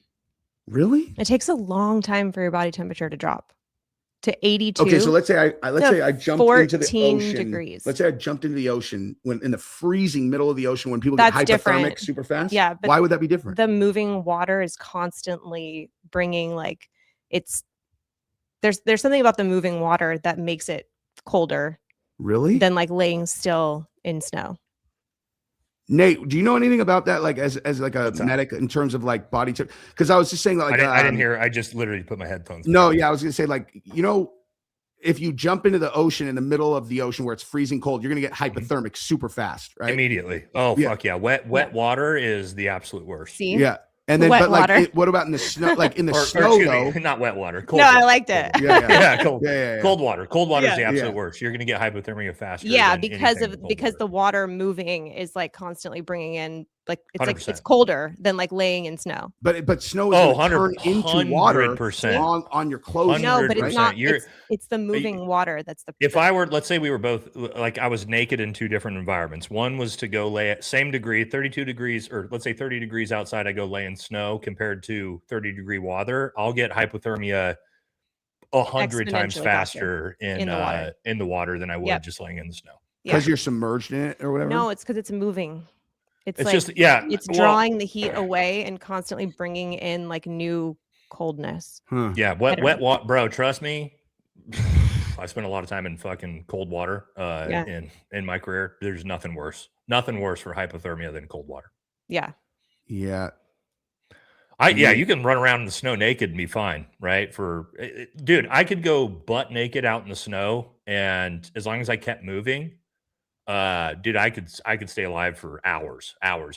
You put me in 30-degree moving water, Forget about it. hypothermic in a minute or two, Mm-hmm. maybe. What if you're bleeding out though? What if you're like you slit your wrist correctly and you're bleeding out and you're laying in the snow? Well, then I'm going to go hypothermic much faster, not even because of the snow. That doesn't even matter. I can go hypothermic in 100-degree heat if I'm bleeding out. Okay. So that's just going to compound the issue even faster, right? So no, bleeding out is going to make me go hypothermic, even if it could be 110 degrees outside and I could still go into hypothermia based off blood loss. And so like her core temperature is 82 degrees. 82.1. But yeah. she had slit wrists. 82.1. And 82.1. That's what they're saying. The time doesn't really make sense. She also had a cervical. Somebody injury. just said 30-degree water. You mean ice? No, actually, I don't. If mean it's that, moving, because it won't turn into water- ice. That's why the lakes. Yeah, there you go. Yeah. That's why a river can be like way lower than 32 degrees. It's why you keep your pool pump on when you have a freeze. Yeah. That's why. You learned something about physics today. Good right? job, guys. But what was I was looking it up. So they're saying But- like if she went out the window before he got home at approximately 6 p.m., like they're saying how would she go 16-degree drop in body Core temperature in a short period of time. And then she was also like stabilized pretty quick. It's unclear like when they took the temperature, like if they took it when the EMS found her or if it was at the hospital. But either way, Well, not That's either way, because crazy, it says though. 20. It says that they had to transport her 20. What did it say? Yeah, but 20 miles. Well, 20 that- minutes, but she would have been in like a thermal suit. Yeah, they and would have stabilized her in a Yeah. thermal blanket and Yeah. done all that type of stuff. She also had a spinal injury. She's paralyzed from the waist down. So like that also can What? contribute. Yeah. Who throws themselves out a window? Someone who's literally That's what I'm out saying. of Like their shit. mind. Like that's why when people are like, she wasn't crazy, you're like, she strangled her kid, She's split her most wrist, and certainly threw crazy, herself out a dude. window. Yeah. That's not a thing that a person does. That's in their right mind. Like Wow. there's Oh. much easier ways to kill yourself. Yeah. I mean, she was clearly on another planet mentally. And I mean, I don't know. The time is weird. And she also like had a phone call with him at, let's see, he came home at 6. I'm looking at the timeline. Where was it? It was like a 14-second call, and he reported that. Yeah, she was he talked to her at distracted or something like that. 5:30 or 5:34, and she sounded pretty normal. And then at 6:09 is when they found her. So that's what, like 35 minutes. What year? did Even this if it happen? happened like right then and there, 35 minutes. Well, she would have had to, of course, like sadly the children first. So get whatever, how long that takes. I don't even want to like imagine it, but doing that and then getting upstairs, slitting her wrist and jumping out the window, being in the snow. So what, maybe like 15, 20 minutes tops. Jesus Christ. It's- But Maybe I also, should look like, into if- this story. This story is insane. It's nuts. And they have like the Apple Watch data of like, it says like she climbed stairs at a certain time. So like they can kind of like tell where she was. It's crazy. But It's crazy. think about this though. Like he says she sounded normal, but she had been dealing with this for months and months and months. Different. So like her normal, like, he calls and, I think and that- he's having an affair with this chick in New York, most likely. So he's just like, anytime he talks to her, it's just touch, like minimum Yeah. amount of time I need to talk to her to make Right, sure right. whatever. And it is a 14-second call. So I she's think like, the implication I'm of doing whatever. normal, like what they're saying with normal is like it was before anything occurred. Sure. Yeah. But like I saw the defense attorney questioning him, and like again, I've very like light looked at this, but they were asking him about the timeline of the pharmacy, and like they're all, so you drove at whatever time. They're like, so you should have arrived at 5:13, and they're all, you didn't arrive till 5:29, and I'm like, I mean, like it could have been traffic, there could, and like Yeah. it's Right. years ago. Like who the fuck would remember like a 12-minute gap in your drive to the pharmacy after like 3 or 4 years, or like how that Yeah, happened. yeah. Could have stopped for gas. There's like a million things that could happen. Yeah. Wow. Yeah, it's a Oh, tricky God. case, dude. Yeah. All right, let's do How far something are they in super the chats. We got a case? million How of them. far? Again, I haven't been watching it at all. Are they still like doing evidence and back and forth? or They're are bringing in like witnesses or character witnesses they... or Okay, so whatever. they're right now. still Yeah. they're still in the trial. And his mom, Patrick's mom, the husband's mom, testified for Lindsay. Oh God, that's not good. The That's mom like did? damning. Yeah, her mother-in-law, his mom testified Wow. for her. What did she say? Wow. I don't What's know. Patrick? What's his name? Clancy. I want there. Yeah, And she gives this look after her testimony that is just, I don't know. at her husband. or at her son? I think it was in the direction of Lindsay, but she gives this like nod, like I don't know. She's like, my son's she a psycho felt and I know compelled. it. Yeah, Wow. that's the mother-in-law right there. Whoa, the mom looks fucking Yeah. batshit too, dude. I mean, she doesn't look that crazy when she's moving. Dude, oh God. my God, You got a yeah. picture of it? Yeah, I'm gonna Jess? show you right now. Hold on. That's the mom on the far right. Whoa, I took that back. She's Jesus. just got her eyes in a weird position. Yeah, it's probably just a bad photo, but so this, and then this one is his new wife. that's so creepy, dude. They're twins. Yeah.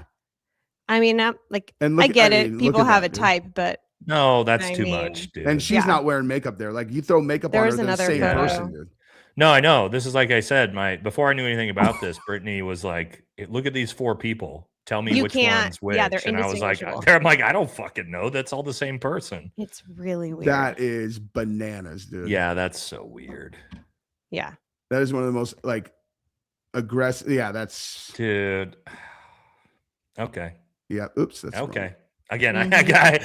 I don't want to give opinions. I've been trying to like I don't even know not what my weigh in opinion on it is. because I don't want to look at the trial. But now I'm like, God, this actually sounds super interesting. I can see Yeah. now why everybody is. Yeah. Somebody said Andrew's live talking about you, Valhalla. I saw Andrew said if I pay him $10,000, he'll prove that he was in the army and all this stuff. I'm like, no, actually, Andrew, you can pay me. Here's my counteroffer. You pay me $100,000 and I'll allow you to be on my platform to show everybody that you aren't completely full of shit. So that's Yeah. my Why? counteroffer. Why would you need to pay him to prove that he didn't lie? No, he needs to pay me $100,000 and I'll allow him on my platform. Yeah. So that's the counteroffer. So Andrew, if you see this, you pay me $100,000, I'll give you the grace of coming on my platform because you're a no-name piece of shit with no resume and He's you're pretending to be horrible. all the things that I actually am. You give me $100,000 and then you can try to show everybody that you're not a lying, stolen valor, grifting piece of shit. That's the deal. You got to pay me. You got to pay me $100,000 though, because For again, that. hey, You're that's getting a one- bargain. He's Yeah. getting Hey, no, that's a bargain. bargain. That's 1/3 Right? what you paid Candace. That's a bargain Mhm. right there. Yeah. So that's He the is a counter. terrible, terrible person. Yeah, he sucks. Yeah, I think he's a fucking unwatchable. chud. He's a chud. TPUSA is overwhelmingly not gay. At least 75%.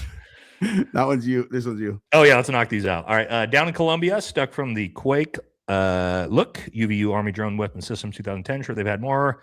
ARSS Sniper. Okay, I tracking. Got it. I'll have to. I got to watch the whole Jimmy Dore episode. This one's you. Has anyone looked into if anyone on the TPUSA team that day has a Part 107 commercial drone license? If not, that's a $250K fine per photo video clip. Well, TPUSA said they didn't have drones. Remember? That's what Brian Harpole said. Tiny Hat Gary. This is a good one. I prefer just Tiny Gary. He's a complete shill, and everybody knows that. Love you guys. Keep up the good work. Thank you so much. My only fear is that we'll never learn the full truth. Well, we're not going to. We're not going Never. to. Aggravated murder, I believe, is when you might have accidentally killed someone else in the process of your murder. Yeah, that's the. I've heard that. I just haven't looked it up itself. And thank you very much. That is very generous. I appreciate you. That's a barren question right there. You're both scumbags. Facts. Right on. Ask Gabrielle. She could fucking testify to that, dude. That's why we have great lives and beautiful wives. Is scumbags. This is you.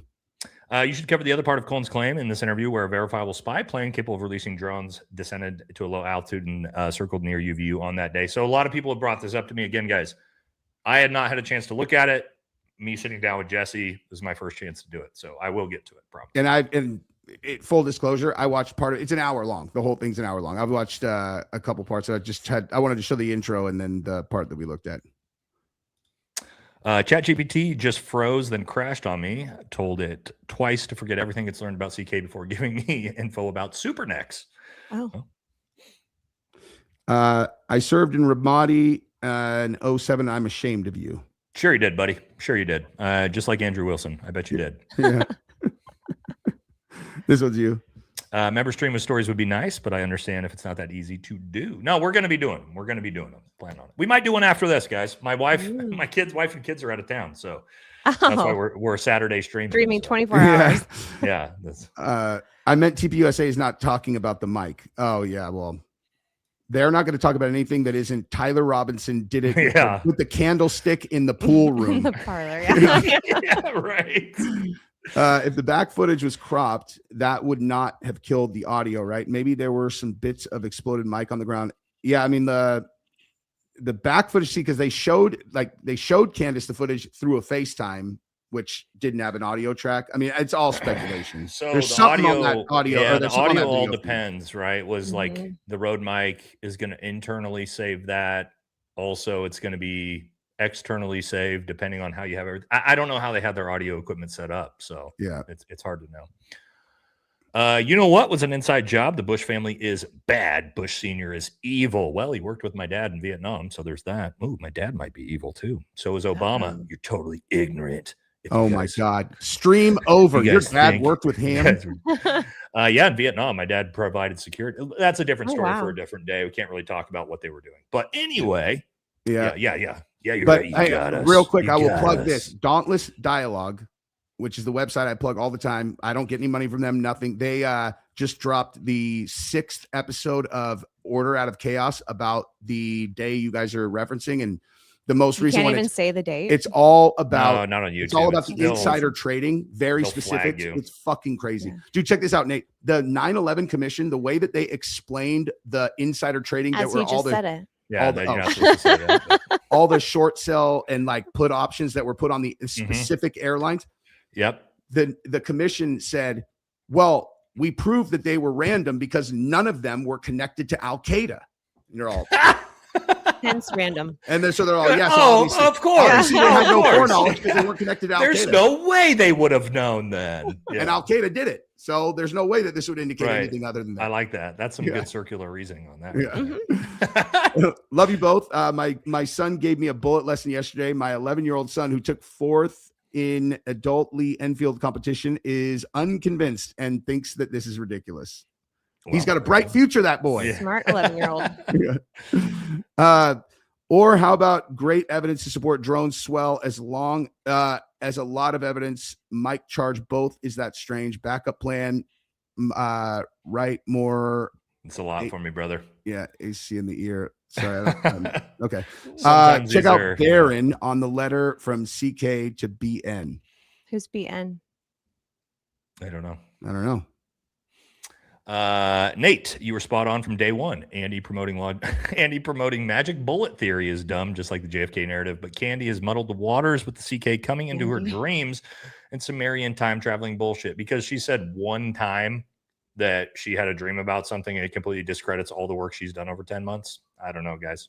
I don't. Yeah. This is the thing. It's not really how things work, man. I get like they're pulling very, very specific clips, showing them out of context, and that's the only thing that any of these guys see. That's what everyone That's the does. only thing that they see is they're Yeah. like, "Oh, this bitch is crazy." You're all, why don't you watch her shows every once in a while, dude, and just see how you Just feel? like more than 30 seconds. Yeah.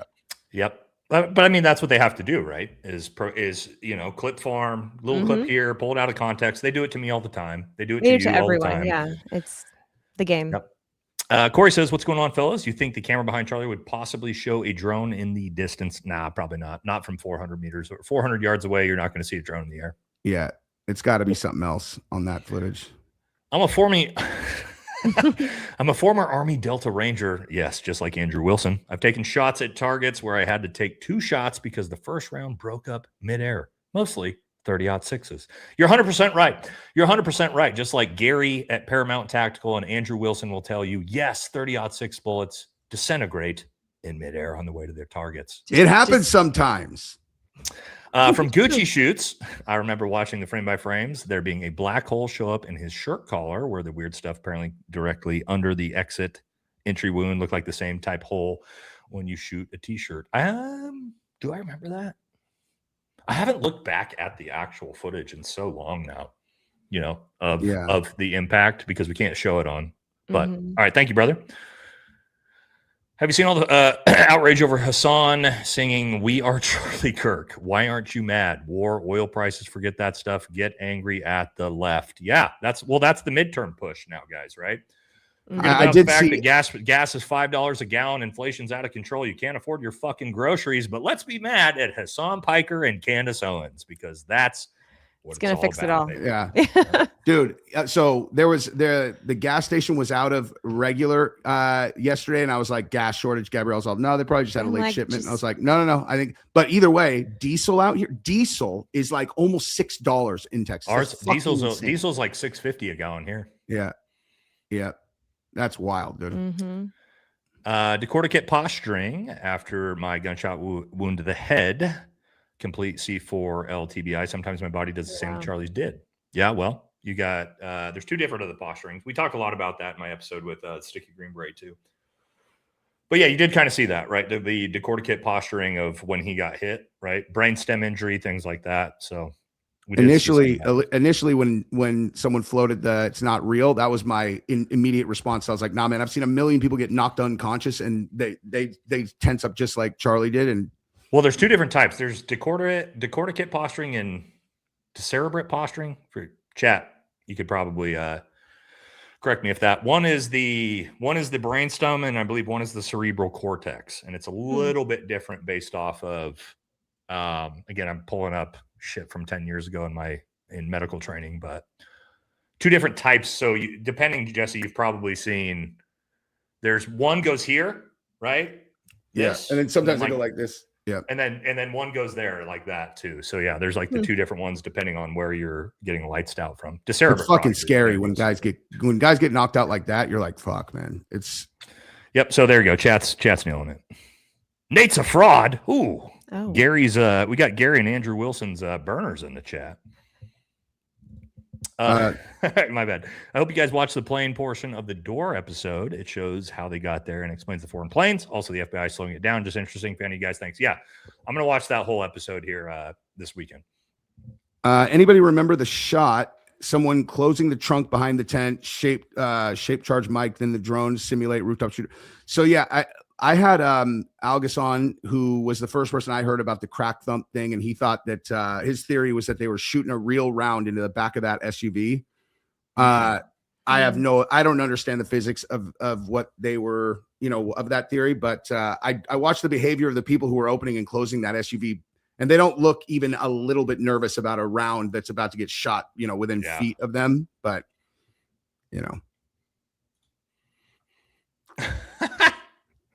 Wasn't he supposed to drop evidence? He was supposed to drop positive evidence. He's supposed to drop a DD-214. He's supposed to drop an FFL. He's supposed to drop his sniper school certificates, and we haven't seen any of it. Turns out. But they take his word for it, though. He saw a text message where Charlie said, "The left is going to kill me tomorrow." Yeah. He saw it. No way. That's what he said. Trust him, guys. Trust him. Wow.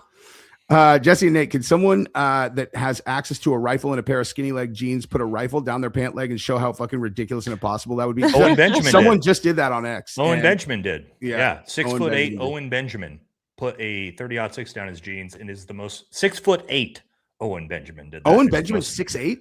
Yeah. I didn't know that. It's the most obnoxiously retarded thing you've ever seen. It's still so gigantic on a 6'8" man that you're like, okay. And somehow all the DNA is degraded because there's no skin cells or sweat down your pants.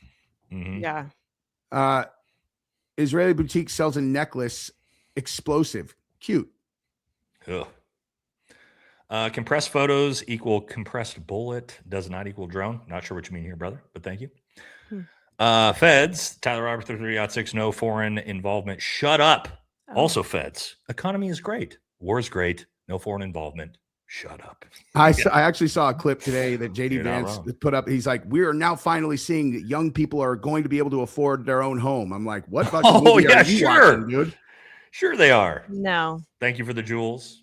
We just showed a statistic that actually home purchases are at their lowest level since before the Great Depression. So that's probably good. Oh, home ownership percentage or whatever. No, home purchases. Home purchases are lower than in 2008 after the collapse. They're Yikes. lower than that and 1929. So that's probably fine. That's probably fine. Yeah. Good time to buy. Yeah, but nobody's selling either is the problem. The spotter drone thing is making me think about the individuals with the backpacks on both sides of him. Interesting. AOC, always overrated and condescending. I bet you we could think of a better one than that, Fuzzy Balls. Yeah. I bet you we can, dude. I want AOC in my bedroom. God. Ew, son of Emerson. Jesus. Jeez, she's only been single for like a week, you know? Nika says you, Jesse, could have the funniest 3-person podcast ever. I just know it. Hunter, Valhalla, and Jesse, all 3 wearing sunglasses, please. Yeah, I mean, I like, for one, Hunter's down. We're gonna have Hunter on a live stream here soon. Oh yeah, I'm in, dude.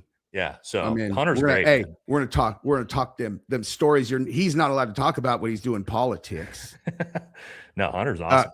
Yeah, could what Valhalla was saying about where he'd aim combined with CK's movement account for where it landed if a drone did it from 600 plus yards? For sure. Sure. Yeah. For sure. If you think about you're still shooting let's say a 30 caliber 7.62, whatever they're claiming out of the drone from 600 yards, there is still time of flight from that bullet from 600 yards away to the target, right? I don't know. I'd have to do the math. Somebody can do that, but I would say probably a second-ish or 2. And in that time, yeah, Charlie could move his head up, down. A lot of different things could happen. I think this one's is this. Wait.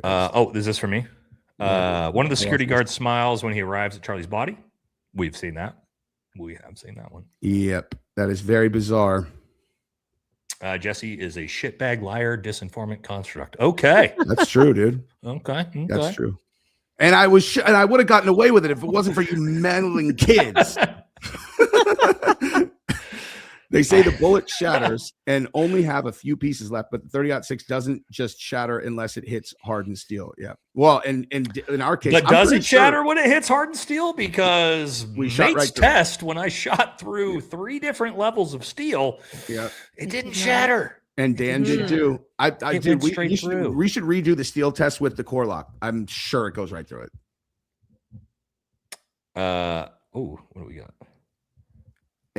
Sorry, my one of my teammates just texted me. Okay, Jesse. Oh no, I'm looking at the wrong one. I was going to look at the Jesse's a shitbag again. All right. DAOCR Neocon with Massey third party Massey wins. Well, we'll hope he runs. Valhalla, what's up with the tactical talking snacks about you on X? I don't know. I don't have X, so I don't know. They talk shit about me nonstop, right? All the little TPUSA fake experts. Yeah. Well, JD, I do believe there is a state that went back to firing line of death row. Let's set up a test. Y'all Utah. are crushing it. Utah allows you to elect that if you're going to get executed. Oh, really? Firing line? Firing squad? Yep. I believe it was Officer Bagley that stated they believe it's the same guy because they were wearing the same shoes. Oh, yeah. Listen, got him. He's got Converse he got the rarest pair of shoes ever. Like, what the? Are those Converse? Yeah. Oh, there it is. Black. Are those size 10 Converse black All-Stars. Converse? Oh, there it is, dude. Yeah. Well, shut down the investigation. That guy killed him. yeah. Wrap it up, boys. At the end of the Jimmy Dore clip, they show pics of the drones and the shot. I know. Okay, we will for sure both watch the rest of it. Proud mama moment. My boys want to debate pickles with you. Too funny. They love you. Appreciate it. Jesse, I've already put my offer out to Andrew Wilson, and we'll do it for free. We don't have to. He has to pay $100,000 to come on my show to try to prove that he was actually any of his claims. But my open offer to Andrew Wilson is still here. You can come on. We will openly debate 2 subjects: physical fitness and Army service. Physical fitness and Open debate. Bring it on.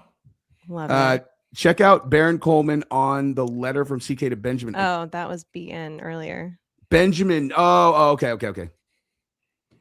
I will check that out. Hey, Jesse, speaking of UVU computer science facility, Dr. Lynn Tharkery passed away unexpectedly on 2/3/26, shortly after a house fire in December. Please pass my number along to Nate. I need to speak with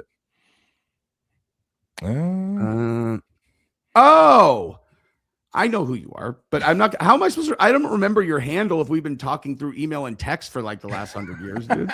I just remembered. I'm like, why would he think that I know. How are you? Okay, I will. Sage Fool says, also early in the investigation, there was an eyewitness who said a man was confronted by a science teacher about being on the roof. I did see that. Dude, so much stuff happened early that when you go back and look at it, it's like, Does AOC have an OnlyFans? She must be good at something. Not yet. Nope. She has been showing her body though since Nancy Mace has headed towards an OnlyFans account in a hurry though. If you want to talk about a politician that's getting weird, she's anyway. Nate, brother, the brass flew on the jet the drone company uses to deploy the drones. Watch the rest of Jimmy Gore's clip because a second jet was tracked over the crime scene. It was a demo. Guys, again, I love you guys. Thank you. I promise you. I told you at the start. I hadn't seen it yet. I'm going to watch it, and then we'll reconvene. Okay. Nancy Mace seems a little old for that, but she looks like a little minx. It's a market. You haven't seen her new pictures and her new YouTube channel? Bro, she lost her governor race, and now she's got a YouTube channel, and she's like in scantily clothed, and she's got like new tattoos everywhere and shit. What's up? Oh yeah, Nancy Mace. Yeah, see, there you go. Right, yeah. She's thirst trapping, dude. She is thirst trapping. She's all. I was running for governor, but now you can see that that was gonna be a terrible. Now joke, for $4.99. That was gonna be such a bad joke, dude. This one's you, Nate. Nate, can you please explain why the AOC hate? I don't hate AOC. I don't even trash her at all. I don't get it. She's surely a million times better than the alternative. Being woke is nothing compared to greedy boomers, PDF protectors. Look, I don't agree with a lot of AOC's politics. She's not my choice personally, but I don't hate her. Why would I hate AOC? You know what I mean? I don't hate anybody. Yeah. Fuzzy, Jesse and Nate 420 puts me great entertainment for me. Yeah, I bet. Yeah. Not saying the hate is coming from you, Nate, just in general. Oh, so there's on Twitter or on X. Yeah, so people really don't like when Nate does things like ballistic tests, right? When I come out and just like replicate what happened and it doesn't fit the narrative of what they want. So they crash out really, really, really hard. The reason why is because unlike what Tiny Gary will try to tell you, is I actually do have a really impressive, credible resume. And so when someone like me says, or Rob O'Neill or a bunch of other special operators say, this doesn't make sense, that really hurts their narrative, because having someone credible criticize the official narrative is very, very damaging and damning. So that's why you see them crash out on me so hard. Yeah. I'm going to go back to this super fast and just point out that AOC, within 10 days of Charlie Kirk getting murdered, went in front of Congress and said that Charlie Kirk wanted to repeal the Civil Rights Act because he didn't want black people to vote, which is an absolute outright fucking lie. I don't remember him ever saying that. No, he definitely did not say that. Okay. I was going to say, oh my God, I missed that absolutely lied. I mean, it's the way she worded it is so slippery, very intentional to make it sound like that's what he said, which was absolutely not what he said. Her evidence about the hospital, trust me, bro. I mean, the whole thing is like during the debate also, he's like, what's your evidence that he was in the restaurant? And she's like, I talked to the manager and we saw the receipt. So you have no eyewitness accounts. Yeah. No, that doesn't count. Yeah. Dude, he said he was like, eyewitness accounts don't count as evidence. Yeah. And you're like, they don't? Yeah. What are the thoughts on Lindsay Case? We talked about that. Justin Davis. It's Davis. Yeah, Davis, I looked that up. I can't find a picture of him though. Who is he? Y'all are great. Valhalla. I was Jack's first ever mod at Black Scale Survival. We love Jack on the show. We cleaned up chat and YouTube issues started growing again, getting the word out. I would love to be a mod for you and Jesse, JD, and Dan. Help. Yeah. Hey, message me on Instagram, brother. And then connect with more me. Good mods. Thank you. And I love Jack. Yeah. What happened to Erica being pregnant? And yes, you both are gay. That's a fact. Love you both. Keep up the good work. VFT YouTube, brother. Thank you. Yeah. Thanks, sir. And busing the patients out prior to Charlie arriving would be stranger. Yeah. Yesterday, Alley Top Files had guy on that was there. Okay. I'll take a look at that. Wife works in the ICU. They had a bomb threat last night. They didn't evac the hospital. Had town police, state police, and even Delaware State in Maryland. So, well, there you go. Yikes. Bomb threat, and they still didn't evacuate the hospital. So that's pretty wild. What's crazy is no one from the ER has said either way. Why hasn't someone said I was there or I was shuttled to another hospital? Good question. Mm-hmm. You would think if that was not a true statement that they would have very quickly capitalized on that and been like, that's not true. Sorry, where are we at? Is that me? Yep. Hassan is a rage baiter and master baiter, if you will. What's up, my fellow degenerates? What's up, my dude? Love you guys. Thank you very much, Jess. She told him, do your homework, and then gave out the wrong assignment. That was you. It's important to recall that no matter what we think happened around January 6th, Trump was also the president then. Yeah, people forget about that. And the FBI was involved. It was his FBI. Do you think we'll ever get really what was going on that, Jesse? No. And I also like the whole thing with that pipe bomb was really interesting earlier this year, where it was like, someone was like, oh, we identified who it was. And it was this girl who was on Capitol Police who now works for the CIA. And then 5 minutes later, they're all, we got this guy. It was this lone guy who's retarded. Right. And can't They're speak. immediately like, never mind. We found him. He lives with his grandma and he doesn't have the ability to speak. You're all right. All right. He's deaf mute, it turns out. Yeah. Don't worry. It's him, though. Yeah, we'll probably never get that. Brian Harple said on Sean Ryan, the ER was empty. Oh, yeah, we did that one. That is That's creepy. Yeah. Hey, fellas, the most compelling part of John's theory is the drop in altitude speed of the plane, drop off, pick up the drones. Highly recommend entire. Yeah, we'll definitely. Yeah, I got to watch that. Once 8 people recommended it, it's like, okay, I need to go watch that for sure. Yeah, that's how it works for me, too. Yeah. 36 feet of gauze. Come on, Harpool. Did he say 36 feet of gauze? God. Like what for Charlie's to wound? wrap him? Trauma gauze. Yeah. So I'm assuming he's saying he pumped 36 feet of trauma gauze into that wound. No, he didn't. Yeah, he didn't have, and with no blood on his hands. Yeah, no. Where were the police? Thank you very much. Where were the police drones? Why were the police not on the building guarding the entryways to the rooftops? Someone had to direct them to stand down. So I'm not sure if there's always, like, if it's the president, like in Butler, you're like, why is the Secret Service not covering a rooftop that is 150 yards away directly in front of where the president's going to stand? But, like Charlie Kirk on a college campus is different. Yeah. I don't think it's that weird for them to not have had him. I mean, I think it's a failure and lapse in their own security, but like, why would police officers that are just there for, a random person speaking on campus having drones up and all this stuff, to your point, Jesse? I don't think that's that odd. Yeah. I do think that his own security should have had them, but yeah. Much love to both. And again, I just, on the human behavior part where like Eric and all them, they're all, Brian Harpole, he's a hero. It's like, no, he's not. I mean, listen, I feel like if my security team, like if I got murdered, well, why don't you ask like Gabi that? that? Wouldn't be calling them fucking. Why don't you ask Gabi that? Gabi, Yeah. if Jesse got unalived at a public event and someone like me broke it all down for you that it was 100% failures of the security team that he hired, would you publicly come out and call that security team a hero and then keep them on staff as his spouse? No, that's weird. There you go. Gabrielle would be like, they did great. Failed at their only job. Yeah, I've been making them lunch every day for the last 2 Your months. one job.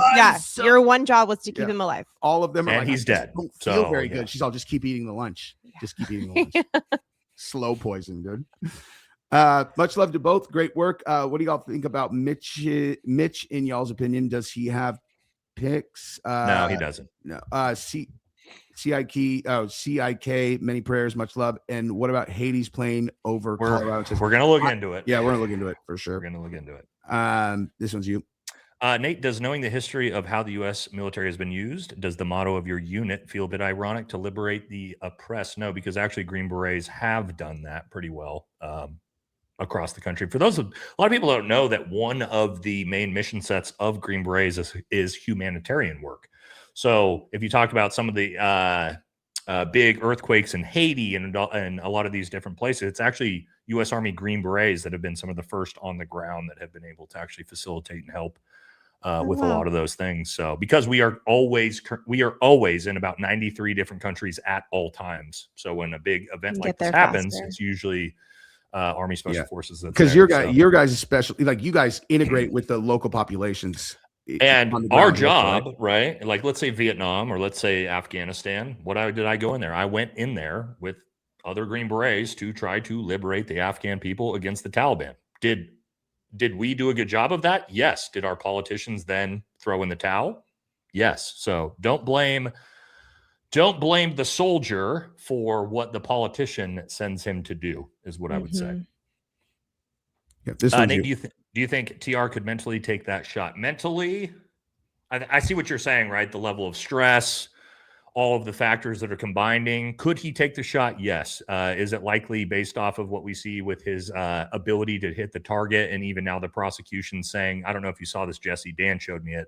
The prosecution even said very often he didn't even hit the target in his target practice. So is it possible? Sure. Is it likely? Not really. No. Not in the tiny short amount of time we saw him crawl out to the roof, get in position, take the shot, perfect shot, and exfil out of that. Yeah, it's possible, but pretty unlikely for a 22-year-old kid whose hobbies are Magic the Gathering. Yeah. He's got it right, boys. Think of all the immensely damaging moves made by the elites as we speak while being fed culture war slop. These demons are going to radicalize MAGA to target Zoran or El Said. Michigan senator. Pickles has a live stream waiting.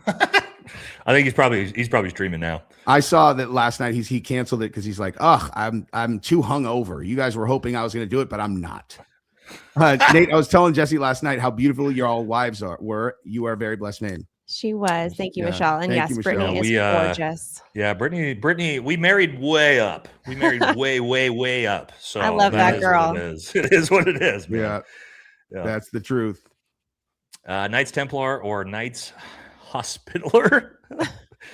Knights Templar, I guess. I don't know. Yeah, Lindsay was a labor and delivery nurse, and his new wife is an OB. But she will never walk free with the charges. There's a guy, Mark Bedero, that will explain it. Yeah, I mean, and thank you very much for the super chat. Yeah, they're if she's not contesting whether she strangled the kids, that's probably a good thing that she's gonna do some time. You know what I mean? Yeah, I agree. Thank you. You're undoubtedly having an impact by using common sense and the truth to counter the constant propaganda lies. Yeah, I think so. Thank you. Come to Alberta, boys. Let's test. Canada, dude. Like we could test this. We could do the stress test. Like have a taser, and it's like, go ahead, Jesse. If you miss, I'm gonna tase you. I'm gonna play like super loud music. I'm like, fuck. This shot looked a lot longer now, dude.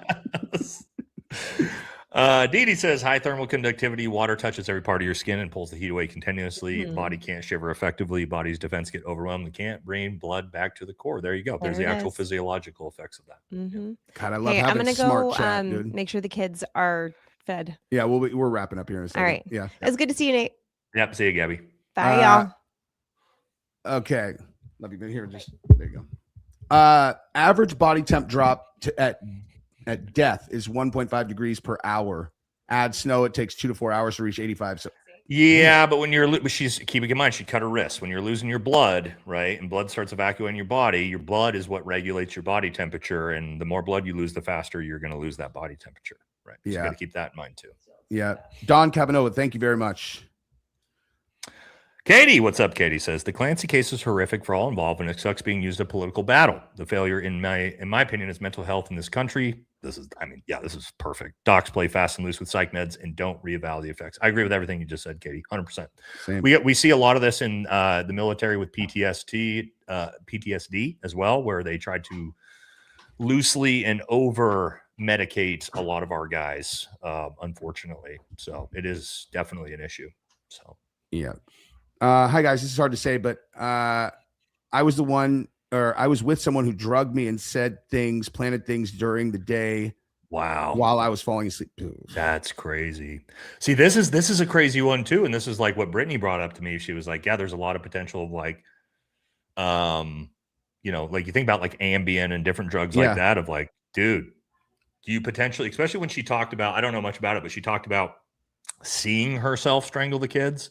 And then my wife was like, the fact that her new husband's girlfriend is her twin gets like really creepy with the idea of like her being heavily medicated, seeing herself strangle the kids when the girlfriend looks exactly like her. Now, I'm not saying that's what happened, but Brittany brought that up to where I was like, okay, that's fucking creepy. Can you fucking imagine if that's what really happened? Like they conspired. He's like, the only way I can be with you is if you help me murder my children. Dude. She's all, ooh, I have to have you that bad. Let's go drug up your wife and let's go murder your kids. It's like, dude, but I mean, I don't know enough about the case, but like, you're like, okay, that's weird. I just like, I wish I lived in a world where I could just dismiss that level of evil. You know what I mean? But that level of evil exists is the creepy thing. Something tells me TPUSA isn't gonna cover the spread this time. Jesse, Andrew talking trash about me live right now. Whoa.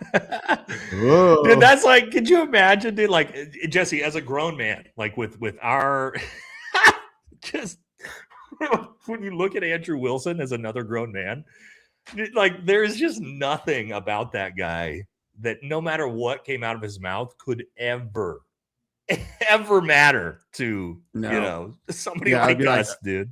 Yeah, believe me, like you don't go public with "I think Charlie's alive" if you're not willing to let shitheads talk shit and not care. You know what I mean? It's like, I know I'm gonna eat a lot of shit for this because it's just what it is. But I mean, it's like he is like the most pathetic fucking man I've ever seen in my life. So him like yapping his mouth on the internet is just like, okay, guy, dude. You know? I mean, listen, dude, it's unfortunate that you didn't know the charges because that would have been very helpful. Right. That would have been really helpful for you. You made him not look like such a fucking idiot. Yeah. If you would have like maybe known one, just one. Yeah. And then he called Candace stupid. I couldn't believe how stupid Candace was. You're all, no, she deep dicked you. Yeah, straight pegged you, dude. Yeah. You got pegged by a pregnant woman on live TV, man. So have fun with that. Rescued a stub-tailed cattle dog this week. I know you're an animal lover and had to share. P.S. Andrew Wilson is a chode. Love you guys. Someone just said you had something on the corner of your mouth. I found it later. Thank you, though. I will pay $1,000 for the guy that stole the hat off the table. I will hire a lab to do the PETN. Petting. It's an explosive. Petting's an explosive. Stole the hat off the table. I don't even know. I think they're saying people that were like stealing shit off of Charlie's table. Right. Oh. Austin is a great guy. Austin, who are we talking about? I have no idea, but 1,000 joules sounds like a lot. Thank you. Yeah. Right. In 10 years, Georgia will be a bigger star than all of you. That's a fact. Probably, yeah. Yeah. Kid can fucking talk. Thanks for your service, VAT. Thank you. Appreciate it. Travis Gwitna's Erica Stepbro TR lookalike stairwell garage, probably rooftop firefighter from Arizona's too taller built Facebook pitch in tactical gear. Please look him up. If that's the one where it was like, the brother-in-law, I'm pretty sure that was debunked, but I'll take a look. But also, like, yeah, every 5'10", 160-pound white dude with a baseball hat and sunglasses on looks the same. Yeah. You know, I hate to say it. Under grainy footage, you know. Oh, you saying all white people look the same? Oh, that was maybe racist. I can be racist against our own kind, though. So of course you can. Yeah. I'm a former Delta Army Ranger-ish. Have you seen the movie Shooter? Some interesting dialogue in there. I have. Right? Oh, no, isn't that the one with Mark Wahlberg? It is. I love you, Valhalla. I love you, too. Thank you. I actually use a 30-06 pheasant hunting now. Oh, my God, dude. it never over-penetrates either. Jesus. Just as good as birdshot. Breaks up real nice. Love you guys. Breaks up, 27 infantry wolfhound. This is a hilarious comment, dude. Yeah. Yeah, it's great it's basically birdshot. It's basically a scattergun, dude. Yeah, it's a scattergun. Yeah, that's a funny comment. Well, Charlie Leonard to Benjamin. Yeah, I got you, dude. Not sure Andrew's theory holds water. His wife isn't. Oh, Jesus. His wife has never taken a shot to the face that broke up in air. Dude, you know what's crazy? You know he's taking cervix shots from what I've heard. Dude, you know he's getting those comments nonstop too, right? In his own. Of course, dude. This is the most important one, though. Chat, Jesus, chat. We gotta relax a little bit. Okay, Valhalla. What's your favorite color? Green. Can you tell? Oh, look at that. Can you tell? Yeah. Gary's theme song should be "Tiny Dancer." And Thomas Massey should be the cookie cutter standard for politicians. Gabrielle's nickname was Tiny Dancer sometimes. Yeah. Okay, I gotta stop, dude. Chat's gonna make me lose it again.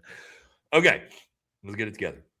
Dee says journalist plants like Nick Shirley, Jake Lang should be worrying about getting the Julius Streicher treatment for the crap they've pulled. He was a journalist that wrote in Z articles, was convicted, and you know what? Yeah, well, they're both obviously. Well, they both actually now. Well, not Jake, but Nick's been exposed and basically shown to be a paid propagandist for the Trump administration. So, and Jake got catfished by someone. Yeah, and Jake is his own. Yeah, girl. Jake's got his PDF issues going on. For sure. Yeah. How old are you? 16. Ooh. Perfect. Yeah. Dr. Lynn Tharkare worked at the computer science facility overlooking roof of Lucy's his house. Yeah. You probably said this again before we read the first one. He could be the person confronted on the roof. Yeah. It's possible. I'll look into that because that could be a good story. AAV Marine Corps here. Love listening to you guys. Love y'all. Thank you very much. And thank you for your service. Was an SD card boy texting with security team at the hospital? No, collab with Coach Colin next. Yeah, me and Coach got to do some stuff together. We've talked about it before. You know, I'm friends with Coach. We just haven't got around to it. He streams at like 7 a.m, though. I can't get up that early, boys. TPUSA can get his address if needed. I do need to do a show with Coach here soon, though. Why are none of TPUSA scared that their lives may not be taken next? If I was in their shoes, I would be scared. Yeah, I wonder. Well, they're why not. They're not worried at all, dude. They're not sad, and they're definitely not scared for some reason. Oh, yikes. Wasn't questioning Rob. I believe you said he killed OBL in the beginning. I was talking about bringing experts for the case. Oh, okay. I thought you were talking about for him specifically for each item, but not questioning Rob's credentials. Okay, no problem. I misunderstood what you were saying in that comment. I thought you were saying I thought you were telling me I didn't know anything about the OBL raid, which I very much do, obviously. But no harm, no foul, brother. Appreciate it. He said 36 feet packed in the wound on the song. Okay, so hold on.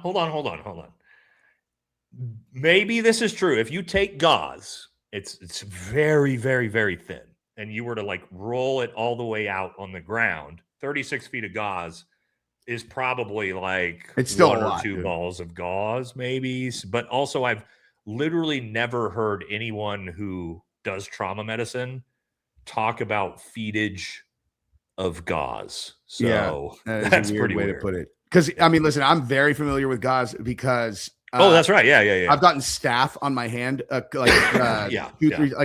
anyway, from jiu-jitsu, and I always wrap it. Yeah, 36 feet is an astronomical amount of fucking gauze, dude. That's a lot. Yeah, it's a lot, dude. Hey Jesse, please tell Nate I think he has a white bat in the cave.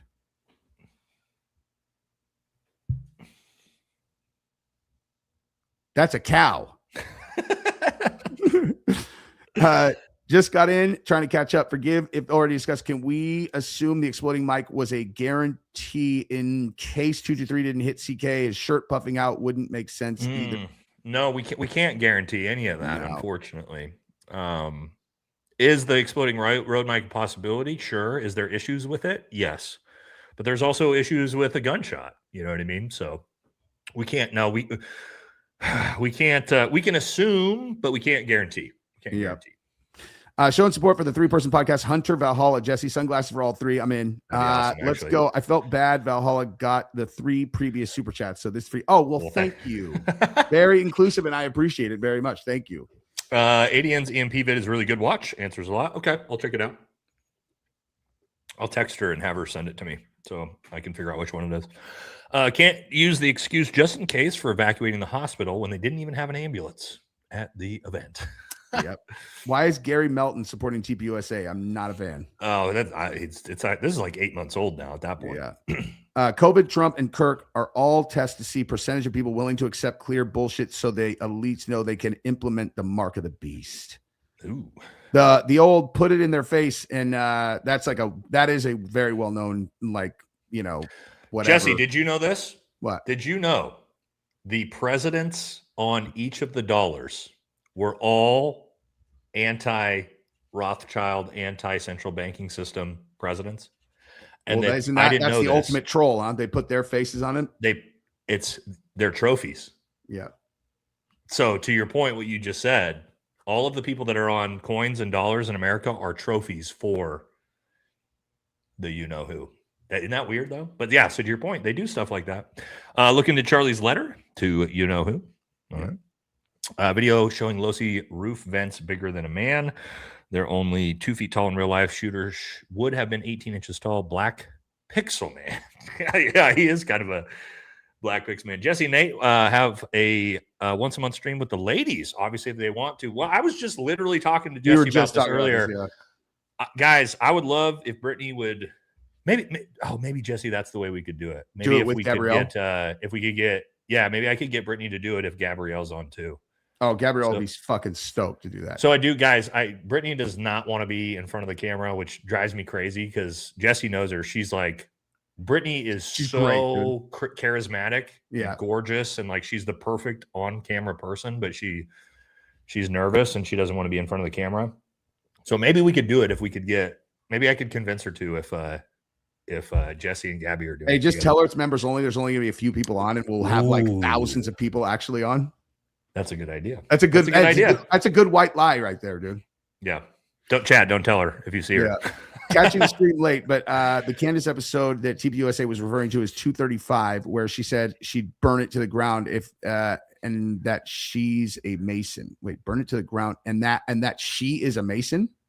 I don't remember her saying that. I remember her that, saying, I mean, the burn it to the ground thing. Candace said, if the wrong people take control of TPUSA, I will burn it to the ground. That you have to have the context of what she said. And she was talking about Daily Wire Ben Shapiro specifically, who had been harassing her. Yep. Let him cook. Not gonna lie, y'all keep getting more intolerable. Sad because the old you was much better. Fame eats conscience. What is CIK? CIK. Christ is King comes first. Oh, sorry, Stephanie. I am sorry. I don't know, Stephanie. You know what I would suggest? If we are insufferable, you should probably go watch something else. That is always an option. Yeah. Yeah. I feel like I am exactly the same all the time, though. But you definitely are. You have not changed at all. At all, dude. I love Candace, by the way. Just saying, she's good people, dude. Yeah. He remembers the gauze, but not if he had a pulse. Yeah. The exact amount of gauze. The exact feetage of gauze, but couldn't remember if Charlie had a pulse. Wow. And BH was telling the nurses what drugs to push. Oh, I think that's the husband. Nearly had gangrene on my legs from serious infection after a solo back country trip with open poison ivy scratches. Probably used 36 feet of gauze over a month, changing wraps twice daily. Yeah, dude. Well, not according to Brian Harpool. Could you have shoved all of it into Charlie's, wound that didn't have an exit wound, a front wound? Shove it, dude. You can fill his entire empty neck with that, dude. Jesse, what you just said is so important that most people are not going to pick up on. You're talking about an entrance wound with no exit wound. This is a tiny, tiny hole, guys. The size of the idea that you're just taking hands full of gauze and shoving it in the tiny hole. Entrance wounds are tiny, guys. Even a 30-06 entrance wound is not big, right? So, yeah, that's a little silly. Yeah. Not to say you couldn't get some gauze in there. You absolutely could. But the idea that you're just like slamming 36 feet of gauze that's into all an he was doing the whole time. They're all, how's he doing? He's like, I don't know. But also, Jesse, remember how? Do you remember that from the time that he like gets his hands on Charlie to where Brian Harpool stands up? That's like 8 seconds, and then they leave. It's very, very short. Yeah. So the idea that like he's just there with 40 feet of gauze, and guys, when you put in gauze, into an arterial wound. It's not as simply as you're not just shoving cotton in here, okay? It's very specific how you have to do this. You have to actually get your fingers, your thumbs, and get it deep in and apply pressure onto the artery because the artery's lacerated. You can't let that go. So you are slowly feeding gauze, thumb over thumb, while maintaining that pressure inch by inch to get it all in there, right? So 36 feet going inch by inch like this. I don't know, Chad. Absurd. Maybe 36 inches. All right, last 3. I said intolerable, not insufferable. Well, that's even worse. More respect and grace. Crude just doesn't look good. I thought that I went really soft today. To be honest. Intolerable is an even bigger insult. So there you go. Thank you for donating money to us, though, even though you're somehow rage watching. So, thank you for that. I'm serious. Like, this is like my least crude stream in a very long time. Why was Gary Melton supporting TPUSA? Like, his life depends on, he rubs me the wrong way. Your guys' thoughts? Yeah, we talked about that, I think. Yeah, everybody knows that at this point. Yeah, he's hi guys. Nate, you're a hero, man. I'm not, but thank you. Not even just your service in the military, but all the work you're doing now. Unite the country, fight for a better future. Thank you. No, I don't consider myself a hero at all. I don't think anybody in our line of work does. However, I'm trying my best to do what you're talking about there with uniting country for sure. So thank you. Can you guys please contact David, the Moose on the Loose, David, Cradon Site, and Sam Cooper, the Bureau News, and inquire about the Chinese takeover of Canada and tell me your thoughts. Have them hit me. You can have them hit me up. Any new evidence from the likes of Pickle Boy No. just makes security look like bigger failures, in my opinion. No. Agree. Hey, Jesse, FYI, Pickles is releasing the new text message evidence right now. Oh, I can't wait to see it. Yeah. Hey, whatever he puts out, I'm going to trust it for sure. Yeah. Definitely not written by ChatGPT. Nope. All right, I'm gonna get out of here, dude. Yep. All right, dude. Thank you again, everybody. Thanks, Nate. We'll hold on. Chat. Hold on. I got to figure out if I want to. Do we want to do a members only chat after this? Members only stream. Chat. What do we think? I keep trying to do them, and then we've been going 3.5 hours. Nah, we'll probably wait. Maybe we'll do. Maybe we'll try to do one tomorrow. Maybe try to do one tomorrow. All right, guys. Soon. Promise. It's coming. We'll get there. Yeah. So thank you guys so much. Later, guys. We'll see you soon.